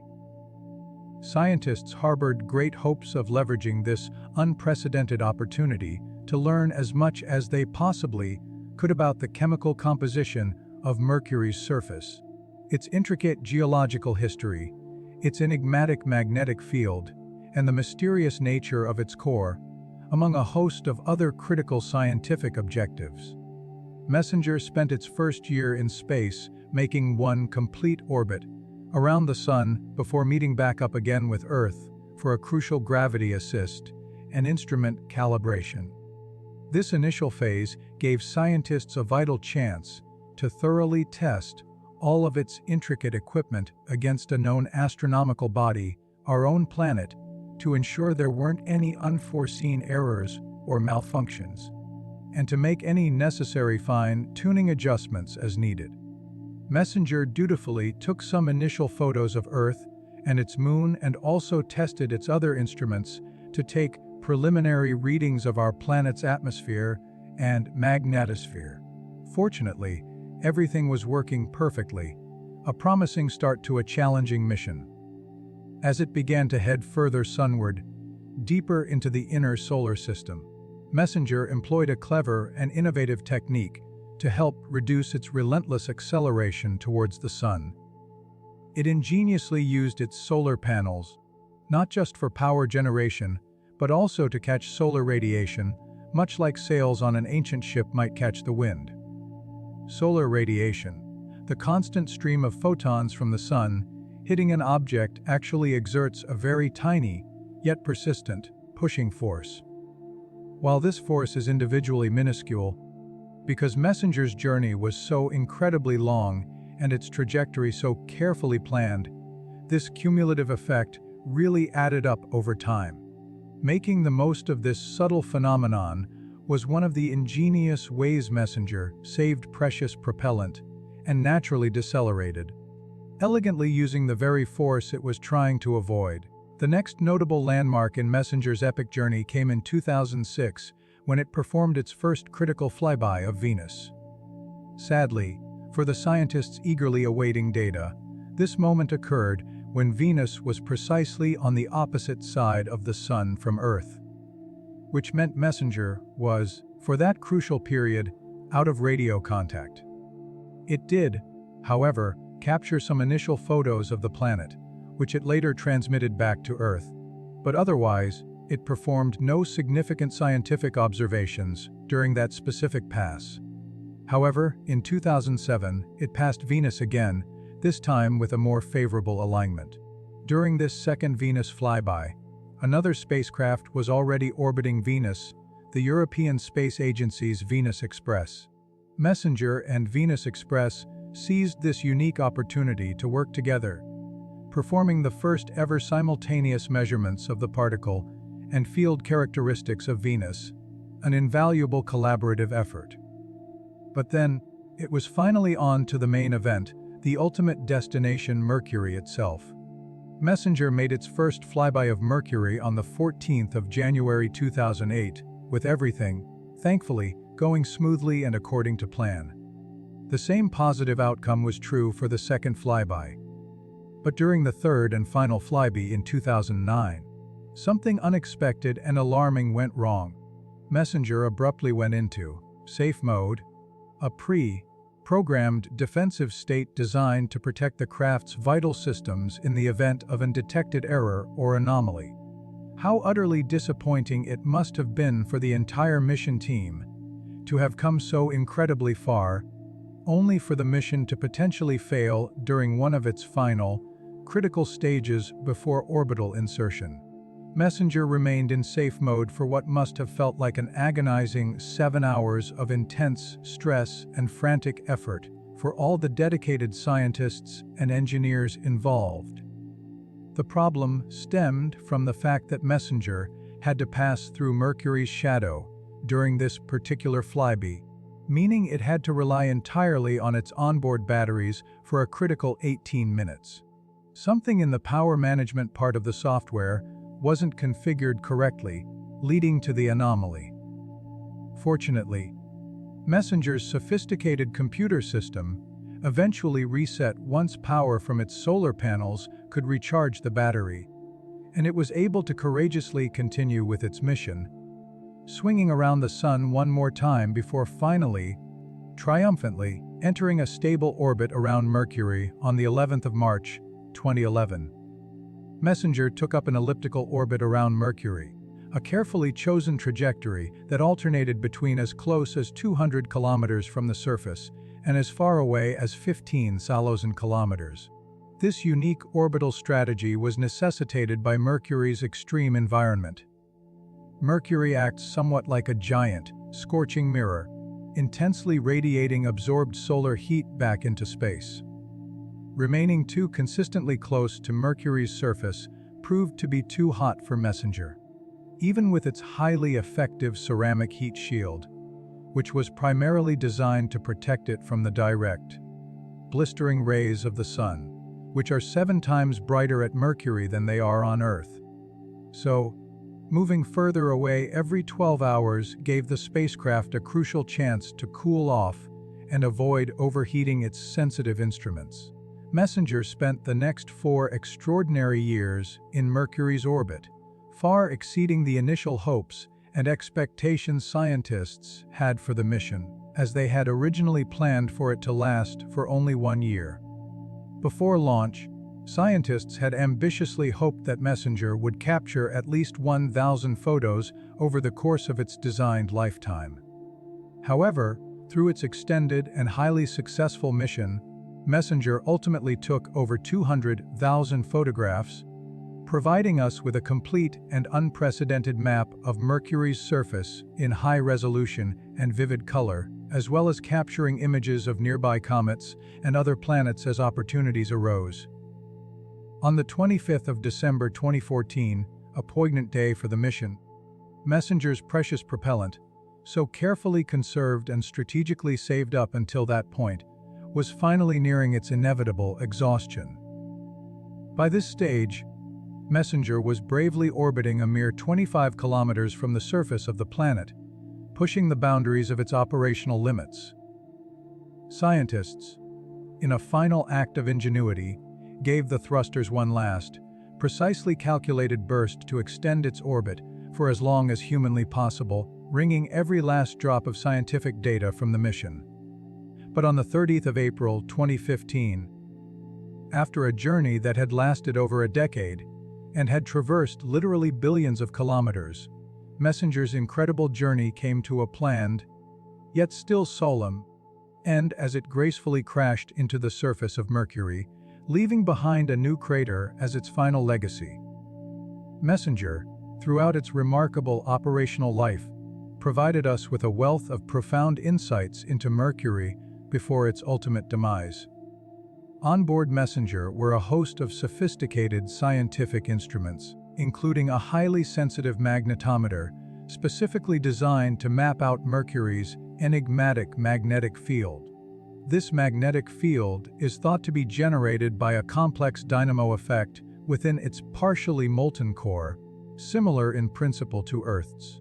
Our own planet's fast rotation and the tidal stretching exerted by our moon both contribute to keeping Earth's core molten and driving its dynamo. But Mercury doesn't possess a moon, nor does it have a particularly fast rotation.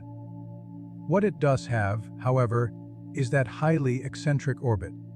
More so than any other planet in our solar system, the gravitational strength exerted by the Sun dramatically increases and decreases as Mercury gets closer and further away from our star.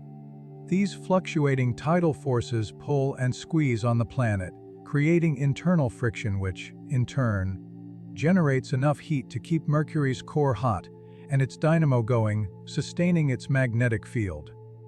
Unlike Earth's magnetic field, which is closely aligned with its rotational axis and centered within the planet, Mercury's magnetic field is curiously offset from the planet's physical center by about 20% of its radius. And intriguingly, we don't yet fully understand why this peculiar offset exists. Its magnetic field is, as previously noted, only about 1% as strong as Earth's. But this still has a significant impact on deflecting a large portion of the solar wind around the planet, preventing it from directly impacting the entire surface. However, due to Mercury being so much closer to the Sun, the solar wind pressure it experiences is considerably greater than what Earth encounters. Combine this intense solar wind pressure with a comparatively weak magnetic field, and the magnetosphere around Mercury becomes highly compressed, hugging closely to the planet's surface.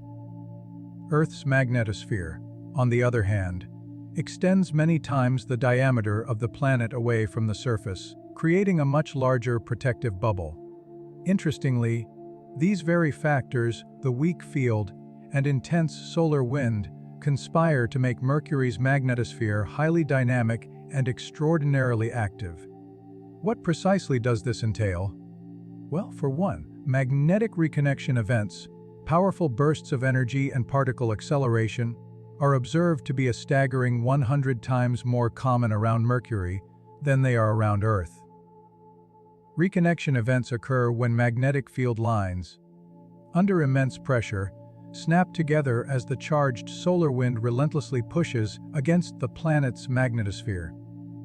When this dramatic snapping happens, it allows a few of these high-energy charged particles from the solar wind to momentarily break into the planet's magnetosphere, entering a turbulent region of plasma in the planet's magnetotail, the elongated portion of the magnetosphere stretching away from the Sun. The intense flows you see in simulations within this plasma region are directly attributable to these frequent reconnection events. Another fascinating feature of the magnetosphere that MESSENGER meticulously detected was the occurrence of energetic bursts of electrons, producing hundreds of thousands of electron volts of energy. As MESSENGER dutifully orbited Mercury, it picked up thousands of these energetic events, and mysteriously, they were primarily localized in the northern hemisphere and were observed to be compressed towards the planet along the Sun-facing side. This remains an ongoing and active field of study for planetary scientists. However, the prevailing belief is that these electrons have been dramatically accelerated through breakdowns in the magnetotail, and they then follow the direction of the magnetic field lines around from the South Pole to the North Pole, creating these localized bursts. MESSENGER also hosted a wide array of sophisticated spectrometers. Spectrometers are absolutely vital scientific instruments for detecting the precise composition of mineral deposits on a planet's surface without the need for physically taking a sample and returning it to Earth. They analyze the light reflected or emitted from the surface, revealing the unique spectral fingerprints of different elements and compounds. Spectrometers can also be used to detect and characterize the particles present in a planet's atmosphere. Now, Mercury doesn't possess a true atmosphere in the conventional sense, but as previously mentioned, it has an exosphere, an extremely tenuous and diffuse layer of gases. It is so incredibly thin that the individual particles within it rarely, if ever, interact or collide with each other. But what MESSENGER painstakingly found out about this exosphere's relationship to the surface below truly surprised and intrigued scientists. Mercury, it turns out, is covered with a surprisingly high abundance of volatile substances. It isn't just a fried, inert rocky planet, devoid of anything easily vaporized. It seems to be covered in significant amounts of potassium, magnesium, sulfur, sodium, and chlorine, at levels far higher than those found on any other terrestrial planet, and notably much higher than on our own moon. The remarkable fact that Mercury's volatile ratios have more in common with Mars than with Earth and Venus has completely disproved and forced a re-evaluation of many solar system formation theories that were prevalent before MESSENGER's groundbreaking arrival at Mercury. These volatile elements on the surface are continuously blasted by intense radiation from the Sun, with greater intensity at the equator than near the poles. This differential radiation exposure may explain why, on the surface, some substances like potassium are more abundant in the northern hemisphere than around the equator. It is, after all, much hotter on Mercury around the equator than at the poles. Therefore, the potassium in equatorial regions would have been heated sufficiently that much of it has been lost from the surface and ejected into the exosphere. Now, the exosphere itself contains many of the same particles you would also find on the surface, like sodium, potassium, and the other volatiles we just mentioned. This exosphere, however, is not at all stable. The relentless solar wind constantly picks up and carries away a significant amount of charged particles, and solar light pressure also continuously pushes many of the neutral particles away from the planet. Were it not for various processes that constantly replenish the exosphere, Mercury would lose it all to space over a relatively short time frame, astronomically speaking. While most of these substances certainly do originate from the planet's surface through sputtering and impact vaporization, the exosphere also contains other elements like hydrogen and helium, which cannot be found in significant quantities on the surface itself. So where, then, did they come from? Well, as you may already know, the Sun is made predominantly of hydrogen and helium, the fundamental building blocks of stars. And interestingly, the solar wind, that constant outflow of particles from the Sun, carries these very elements to Mercury. Some of the solar wind particles actually get caught up in the exosphere and linger for a while. As far as we currently know, this is the only major source of hydrogen and helium in Mercury's exosphere. In these compelling images, we observe calcium, an element whose presence in the exosphere is, through an unknown process, much more prevalent during the planet's dawn than its dusk. We also see magnesium streaming away from the night side of the planet. In fact, Mercury's ethereal tail, largely composed of these very elements, has been known about for a while now. In these captivating images, sodium ions are dramatically lit up as they stream away from the planet, making Mercury look strikingly like a comet, a beautiful and unexpected cosmic twin. Incredibly, if you were to look up into the night sky from Mercury's surface, you would actually perceive a faint, diffuse yellow glow, a sight somewhat reminiscent of city lights seen from a great distance on Earth. This spectacular tail is also seasonal. The eccentric orbit of Mercury means that its distance to the Sun varies throughout its year, and as it orbits, its orbital speed also changes. Therefore, the time of greatest sodium emission, and consequently the brightest tail, is not at perihelion, but actually when Mercury is at its middle distance from the Sun, precisely when the Doppler shift effect is most pronounced. There was one other curious substance found in Mercury's exosphere that truly wasn't expected by scientists: water vapor. This could potentially originate from cometary tails as they pass by Mercury, depositing their icy contents. Or it could be a direct result of the ice deposits MESSENGER detected around the planet's poles. Surprisingly, water ice can indeed exist on this scorched planet, but only at the very bottom of permanently shadowed craters, where it is forever protected from directly interacting with the Sun's intense light rays. The Earth-based Arecibo radio telescope had already detected highly reflective regions around Mercury's poles, and as images from MESSENGER came in, These regions precisely matched up with areas of permanent shadow at the bottom of large craters. Estimates currently place the amount of water ice found on Mercury at a staggering quadrillion kilograms. This isn't an enormous amount by Earth standards, but it would represent a significant and strategically vital boost to any future human colony there to have that much accessible water. There were some other surprising and unique features found on Mercury's surface as well.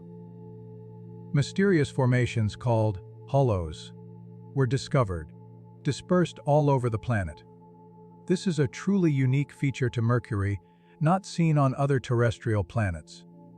While scientists aren't completely sure what causes them, the leading theory is that they may be volatile substances sublimating directly from the surface, and they are unique to Mercury simply due to its extreme proximity to the Sun. They appear to be an active geological process, seemingly some of the youngest features on the planet, and crucially, they are certainly not the result of typical meteor impacts. Other young geological features include compelling evidence of volcanic deposits. Look closely at how this particular crater appears to be completely filled in by this smooth, ancient volcanic flow. While Mercury certainly isn't volcanically active today, billions of years ago, it may have hosted numerous, powerful volcanoes across its surface. We see clear evidence of ancient shield and compound volcanoes that were active in the distant past, with at least 9 distinct volcanic vents spotted within Mercury's most famous surface feature, the colossal Caloris Basin. The Caloris Basin itself is a truly huge impact crater, one of the largest in the entire solar system, measuring approximately 600 kilometers in diameter. A massive 100-kilometer wide impactor likely caused this gargantuan crater, creating a global event that would have fundamentally changed the very nature of Mercury at the time of its formation. The indelible scars of this ancient cataclysm still remain. There is a 2-kilometer tall mountain range majestically surrounding the rim, and radial troughs extending outwards from the center. Further away from the center, these troughs subtly transition into concentric rings, the precise reason for which is still not fully understood. At the antipode of the impact, on the exact opposite side of the planet, is found that distinctive region of weird terrain, likely formed when seismic shock waves from the colossal collision converged and violently disrupted the crust. Here, the terrain is characteristically hilly and lineated, unlike much of the smoother Mercurian surface.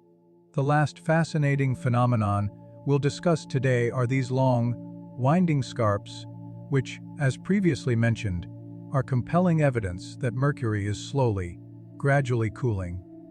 That might come as a surprise to you, considering it's constantly getting blasted by the intense heat of the Sun. However, overall, Mercury still loses more internal heat than it gains from the Sun. These scarps clearly show that Mercury is contracting, and from MESSENGER's meticulous data, it has been calculated that Mercury has contracted by over 14 kilometers in diameter since its formation, a significantly greater amount than was initially expected. All these extraordinary findings, brought to us by the MESSENGER mission, have absolutely thrilled scientists, opening up entirely new avenues of research and understanding. Yet, even though we would barely know anything substantial about Mercury were it not for MESSENGER's incredible efforts, somehow this mission isn't as widely known or celebrated among the general public as other, perhaps more visually dramatic, space missions. Perhaps the European Space Agency's Bepi Colombo mission, already on its way to Mercury right now, will better capture the public's imagination when it finally arrives in 2025, bringing with it new images and new revelations. In any case, personally, the MESSENGER mission was profoundly impactful, simply because it truly brought Mercury to life in the eyes of humanity, transforming it from a distant, abstract point of light into a dynamic, complex world. Thanks for joining us on this exploration. Let's now transport our minds back to a time when the planet was considerably warmer. So warm, in fact, that it becomes necessary to ask a deeply important question. What exactly happens when an entire planet melts? For Mercury, this is far from an idle, hypothetical inquiry. It is a question rooted in its fiery past. At the risk of it being understated, Mercury is, and always has been, a profoundly hot planet. With daytime temperatures on its surface reaching an incredible 430 degrees Celsius, a heat comparable to the core of some wood, burning fires, the very rocks and dust that make up Mercury's surface perpetually bake beneath a blistering, unforgiving heat that constantly pushes them towards their absolute melting limits. It is not, strictly speaking, the hottest planet in our solar system. That dubious honor goes to Venus, primarily thanks to its extraordinarily thick, greenhouse, gas-rich atmosphere. But Mercury is certainly right up there, contending for the title of one of the most infernal places known to us. The Mercury we observe and study today has, in fact, cooled considerably over the vast expanse of geological time. We now know there is significant water ice at its polar caps, and we've discussed the telltale signs on its surface, the numerous lobate scarps that visibly demonstrate how the planet has contracted over eons as its interior slowly became colder and more solid. So, what then? Was it truly like back in its nascent, fairy youth, when geological processes were still intensely active? When rock is heated sufficiently, when enough thermal energy is imparted to its molecular structure, its solid, crystalline arrangement breaks down, and it transforms into a gloopy, viscous liquid known as magma. This molten rock possesses a viscosity, or runniness, that is typically 10,000 or even 100,000 times more viscous than water. For a tangible point of reference, this consistency is somewhat similar to that of thick tomato ketchup, although, for obvious reasons, one would not recommend putting this particular substance on your food. Depending on the precise rock type and its mineral composition, magma typically forms at temperatures of at least 600 degrees Celsius, but potentially as high as a searing 300 degrees Celsius. Therefore, for Mercury to have begun to melt, for widespread magmatic activity to have occurred, we know with certainty that its interior must have reached at least these incredible temperatures. In spite of being vastly less runny than water, molten lava can still travel for astonishingly great distances across a planetary surface before finally solidifying and coming to a halt. This remarkable property is due to a fascinating geological mechanism. Once the surface of a flowing lava stream hardens and forms a thin, solid crust, it creates an insulating layer. This protective layer effectively traps the intense heat within the underlying, still molten lava, keeping it liquid and allowing it to continue flowing freely beneath the cooled surface, sometimes for hundreds of kilometers. How do we know, with such certainty, that this extensive lava flow and melting happened on Mercury? The compelling clues are etched into its very surface, found within ancient craters like Raditladi. Scientists estimate that Raditladi is a relatively young crater, likely less than 1 billion years old, distinguished by its remarkably well-preserved walls and a floor that is relatively clear of other, later impact events. It's a significantly large feature, stretching over 25 kilometers in diameter. Notice, if you will, how rugged and uneven the hills and terrain are around the outer rim of this crater. And yet, strikingly, inside the crater itself lies an incredibly smooth, flat plain. This stark contrast is no mere coincidence.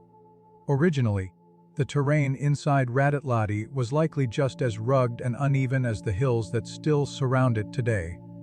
So, why is it now so remarkably smooth? The definitive answer lies with lava. When molten lava is left to its own devices, it will, under the relentless pull of gravity, attempt to form the flattest surface possible, much like water seeks its own level when poured into a bowl. the same powerful forces were at play here. An asteroid, a colossal projectile from space, crashed into the planet's surface, carving out the initial crater. This newly formed basin then quickly filled with lava, either from immediate impact melt or volcanic seepage. Once the lava cooled and solidified, it formed the smooth, level plain you observe within the crater today. But where did this immense volume of lava come from? Scientists have put forth two primary theories.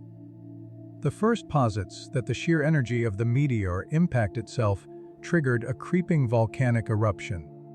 The massive shock of the collision created deep fractures and weaknesses in Mercury's crust, allowing magma from beneath the surface to rise up through these cracks and fissures, eventually filling the newly formed basin. The second explanation suggests that the surface material within the crater, at the precise point of impact, got so incredibly hot due to the immense kinetic energy of the meteor strike that it pushed the already hot rock crust over the tipping point, causing it to melt directly into lava. This specific type of lava, formed directly from the heat of an impact, is known as impact melt.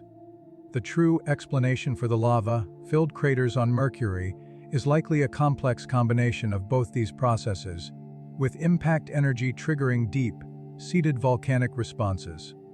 Now that we understand that a smooth, flat interior within a crater is a telltale sign of past lava flow, we suddenly begin to realize that there are numerous other craters across Mercury's surface that must have similarly been filled with molten rock.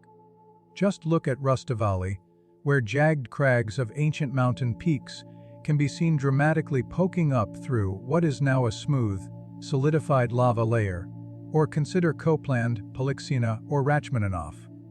Rachmaninoff is particularly fascinating, as here you can observe strong, undeniable indicators of lava bubbling up from beneath the surface, specifically in the center of the crater.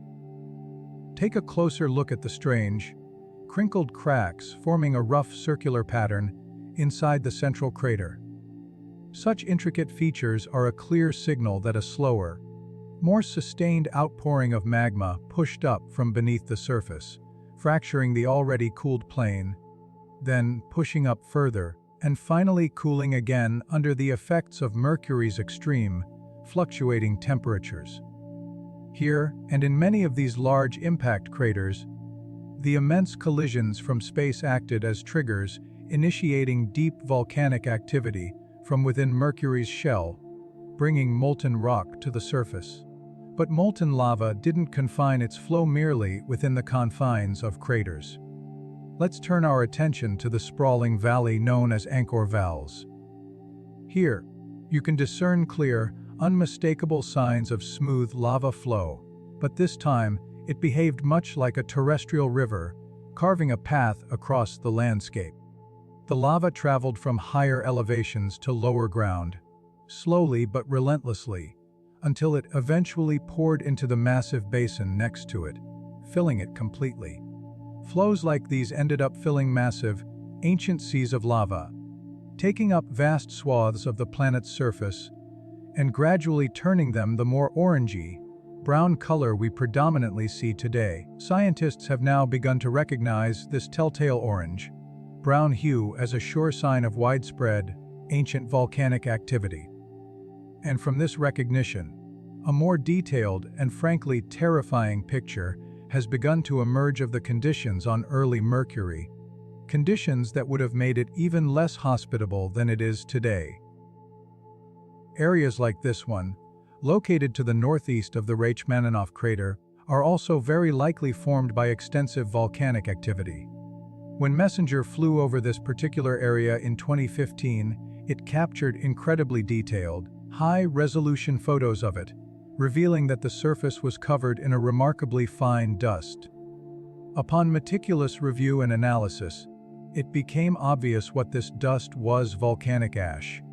This ash must have been violently fired out of ancient volcanic vents, blanketing and completely covering the terrain around them for vast distances.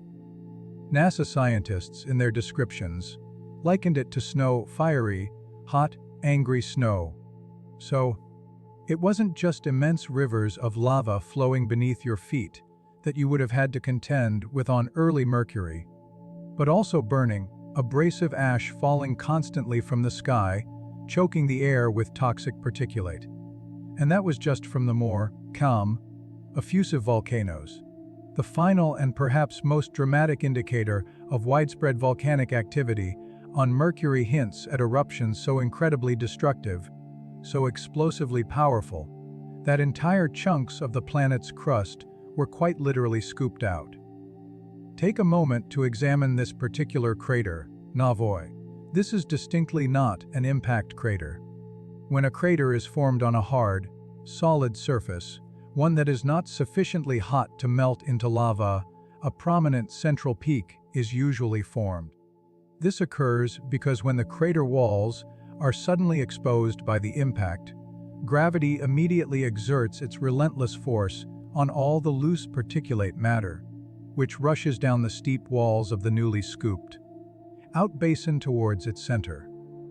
Once there, having built up considerable momentum during its descent, this material comes crashing into the rocks and landslides sliding down from the opposite side of the crater. The two opposing flows meet, and all that accumulated momentum and energy forces them to continue moving in the only direction they can, upwards, forming the central peak. You can observe a similar effect, perhaps more clearly, when you throw a large rock into a body of water. The water of the newly formed depression rushes in to fill the gap, but then crashes into water from the other side. All of this kinetic energy then shoots powerfully upward in a dramatic secondary splash. But unlike water, the sand and loose rock of a crater does not simply level out. Instead, it forms a lasting central peak. Depending on the angle at which the meteor impacted, this peak is either perfectly rounded or, in some cases, possibly teardrop-shaped. However, the distinct central formation within Navoi is neither of these typical configurations. As scientists meticulously examined this feature, they were led to the inescapable conclusion that this crater was not formed by an impact at all. Instead, it had been carved out through the sheer, explosive force of an erupting volcano. At 66 kilometers in diameter, the amount of explosive force thrusting upwards that would have been necessary to carve out this colossal depression and scatter its remnants for kilometers all around must have been truly massive, an event of cataclysmic proportions. So there you have it, a portrait of primordial Mercury. Meteors constantly raining from the sky, their impacts so energetic that they tipped the rocks they landed on over their melting point, creating lakes of impact melt. Volcanoes bursting forth with unimaginable power, either slowly filling the landscape with bubbling magma in vast, fiery rivers and placid, molten lakes, or violently choking the nascent atmosphere with burning, abrasive ash. Not that there was any breathable air to begin with, beyond the thick, toxic gases emitted with the eruptions. And even the ground you might attempt to stand on could, at any given moment, explode violently under your feet. This, then, is a glimpse into what it was truly like when a planet was melting, when Mercury was a world of unbridled, incandescent fury. Mercury is quiet now, a silent, ancient world. As near as we can tell, there are no longer any active volcanoes erupting on the planet's surface. While the sun still bakes down upon it with its relentless, unforgiving heat, the unbridled fury that once raged beneath its crust is now largely calm and soothed. Yet, for all those who possess the knowledge and the instruments to look, the indelible evidence of what once was is still profoundly there, locked forever in the planet's vast geological record. The very scars on Mercury's face tell a compelling story of a violent and dynamic past. When a celestial body is as incredibly difficult to reach and study as Mercury, progress in understanding it can be painstakingly slow. This inherent challenge is precisely why, in all of human history, There have only ever been 2 missions that successfully made it to Mercury's vicinity, with just one more intrepid probe currently on its way. Mariner 10 in the mid-1970s offered humanity its first fleeting glimpses. Then, decades later, Messenger arrived in 2011, providing an orbital perspective. And now, Bepicolombo, an ambitious collaboration, is due to arrive in 2025. Of these prior 2 missions, only Messenger achieved the monumental feat of entering into a stable orbit around Mercury. Consequently, it stands as the sole mission to ever provide us with sustained, close-up shots and comprehensive data of Mercury's entire surface.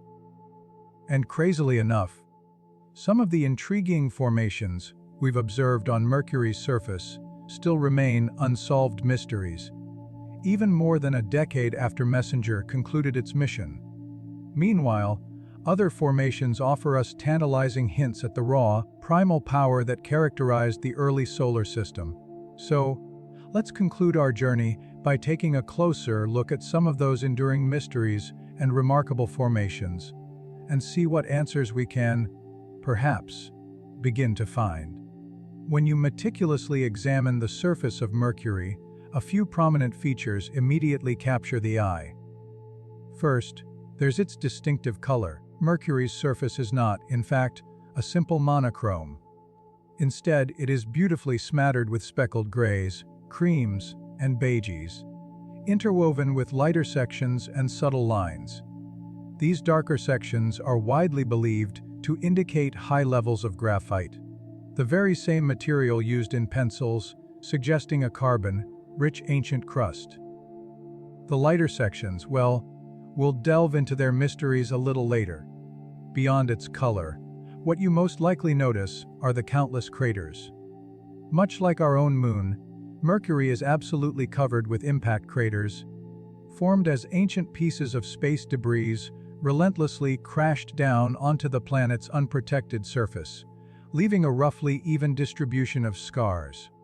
These craters offer truly fascinating insights into the planet's violent and tumultuous history. You can gain a sense of how old a particular crater likely is by observing the sharpness of its crater rims.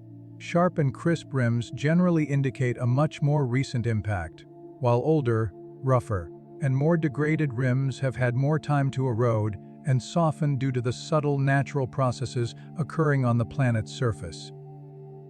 Sometimes, asteroids strike within the same location as older collisions, creating complex, overlapping craters of differing ages, such as the layered formations seen here. But it is in the subtle differences between these older and younger craters that we glean our first truly fascinating clue about Mercury's surface. It is, surprisingly, an active, flowing place even today. Although there is no substantial atmosphere to produce the kind of weathering we commonly imagine on Earth, it is evident that features on the planet's surface do not remain static on astronomical timescales. As previously mentioned, Mercury is still slowly cooling, and as its interior gradually contracts, its surface wrinkles and bunches together, forming those kilometer-long lobate scarps. These compressional features often cut across older formations like craters and plains, indicating their more recent origin. But Mercury's surface isn't just crumpling, it is also, in some areas, subtly smoothing out. In this particular crater, there is compelling evidence of a phenomenon known as slumping. While approximately 90 degrees of the crater wall have retained their original, sharp shape, the remaining 270 degrees have visibly slipped further into the crater bottom, breaking away from the rest of the rim under the relentless force of its own weight. Scientists are not entirely sure why this slumping happened to only a portion of the crater wall and not all of it. Was the underlying soil particularly hard or resistant in the bottom right corner? Was it something to do with the specific angle at which the impactor struck the surface? We don't definitively know.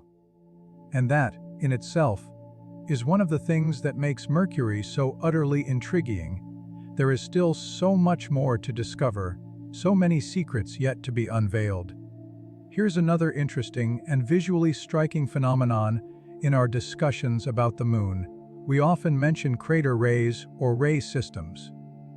These prominent, spidery lines that radiate outwards from certain impact craters are also a very visible and significant part of Mercury's surface, with some stretching over an incredible 400 kilometers across the landscape. Their lighter color is a strong indication that the material kicked up from under Mercury's surface during the impact is either less graphitic or at least possesses a different chemical composition compared to the darker, sun-exposed surface material. But did you know that, for a considerable period, scientists could not fully account for how these distinctive spidery lines were formed? When they meticulously tested different weights, consistencies of terrain, and speeds of impact in laboratory conditions, they were consistently unable to recreate these specific patterns. Whatever they tried, the material they kicked up would always return back down in a consistent, circular ejecta blanket, not the thin, radiating spiderweb lines observed on Mercury. Scientists racked their brains for years, grappling with this perplexing mystery. But now, it appears that this enigma has finally been solved. In 2018, a scientist discovered that a group of students had, quite unexpectedly, managed to recreate the spidery line pattern of crater rays in their own experiments. The scientist was excited but also deeply confused. Why were these students able to achieve what seasoned researchers had not? Interestingly, he realized that this was an example of scientists, in their pursuit of controlled conditions, being too neat. Before performing their tests in lab conditions, the scientist and other researchers had always meticulously prepped the experiment by smoothing out the sand or granular material their test asteroid was impacting into, creating a perfectly uniform surface. The students, however, had not performed this crucial preparatory step, leaving their test surface rough and uneven. As it turns out, this seemingly minor detail was the entire key to understanding how these rays are formed.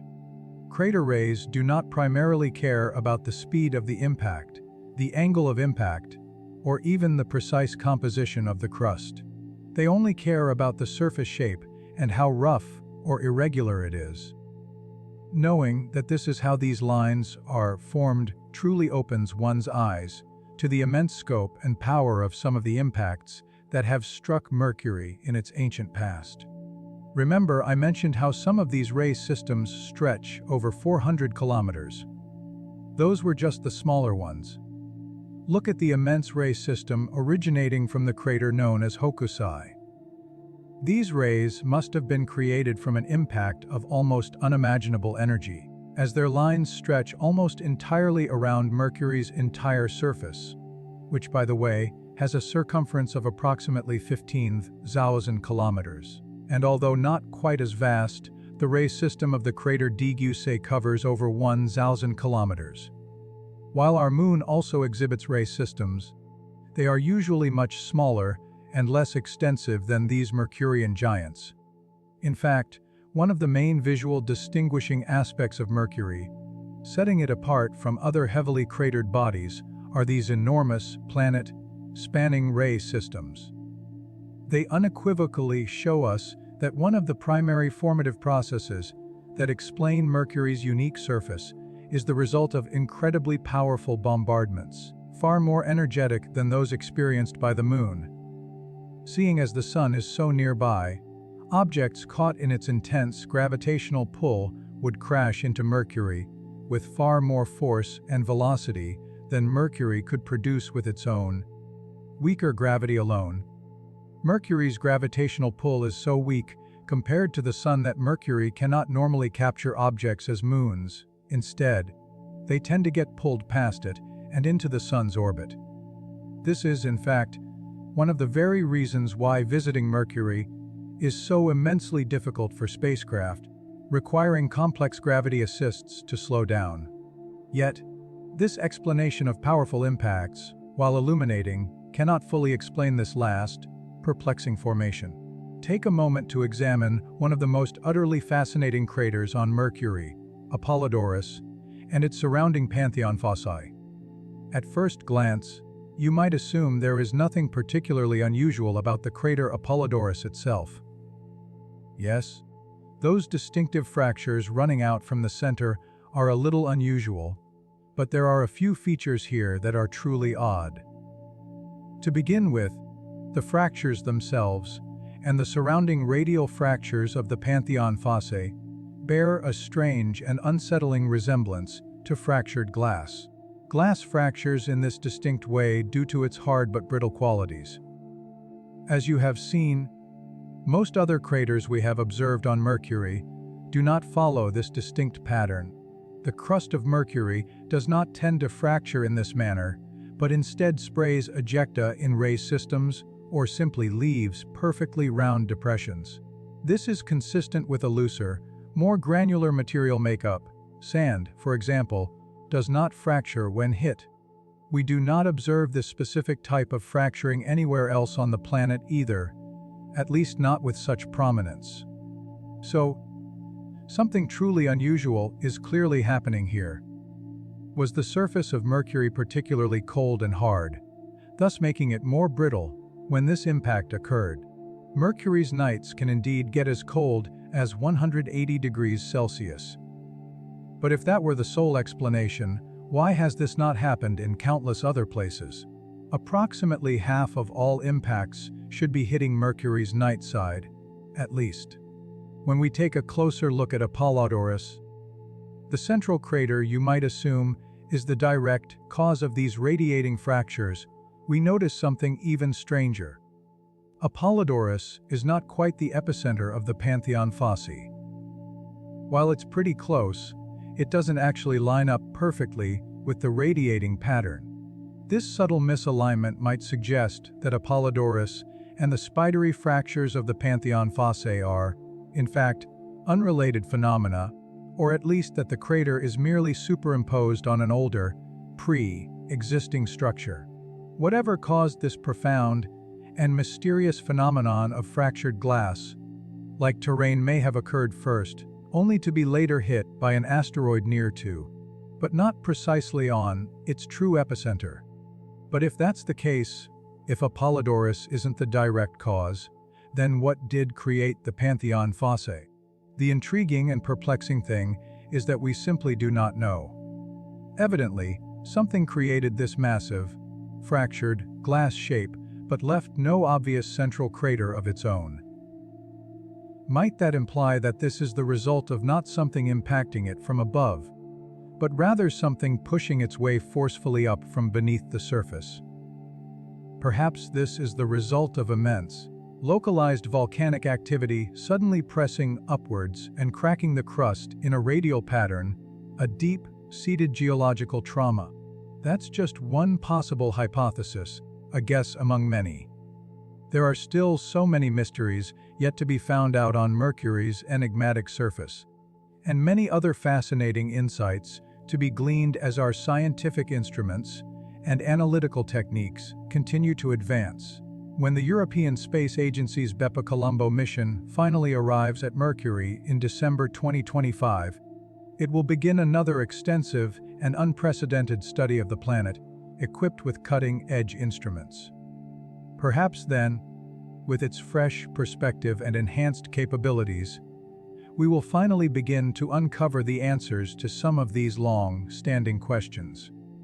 Bepi-Colombo is specifically designed to uncover the intricate characteristics of Mercury's magnetosphere and exosphere, providing a clearer, more detailed look at its geology and composition, including mapping those mysterious hollows and attempting to understand their formation.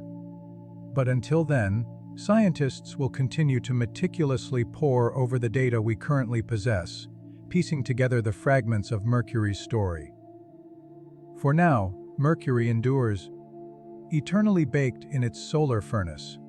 It has survived these hellish conditions for billions of years, and will likely continue to survive for millions more, in spite of all that the Sun and the dynamic solar system have to throw at it. The extreme, Hellish conditions of its environment make it extraordinarily challenging to get to. But there is no denying its immense resilience, beautifully shown in its charred, heavily cratered, yet strangely captivating beauty.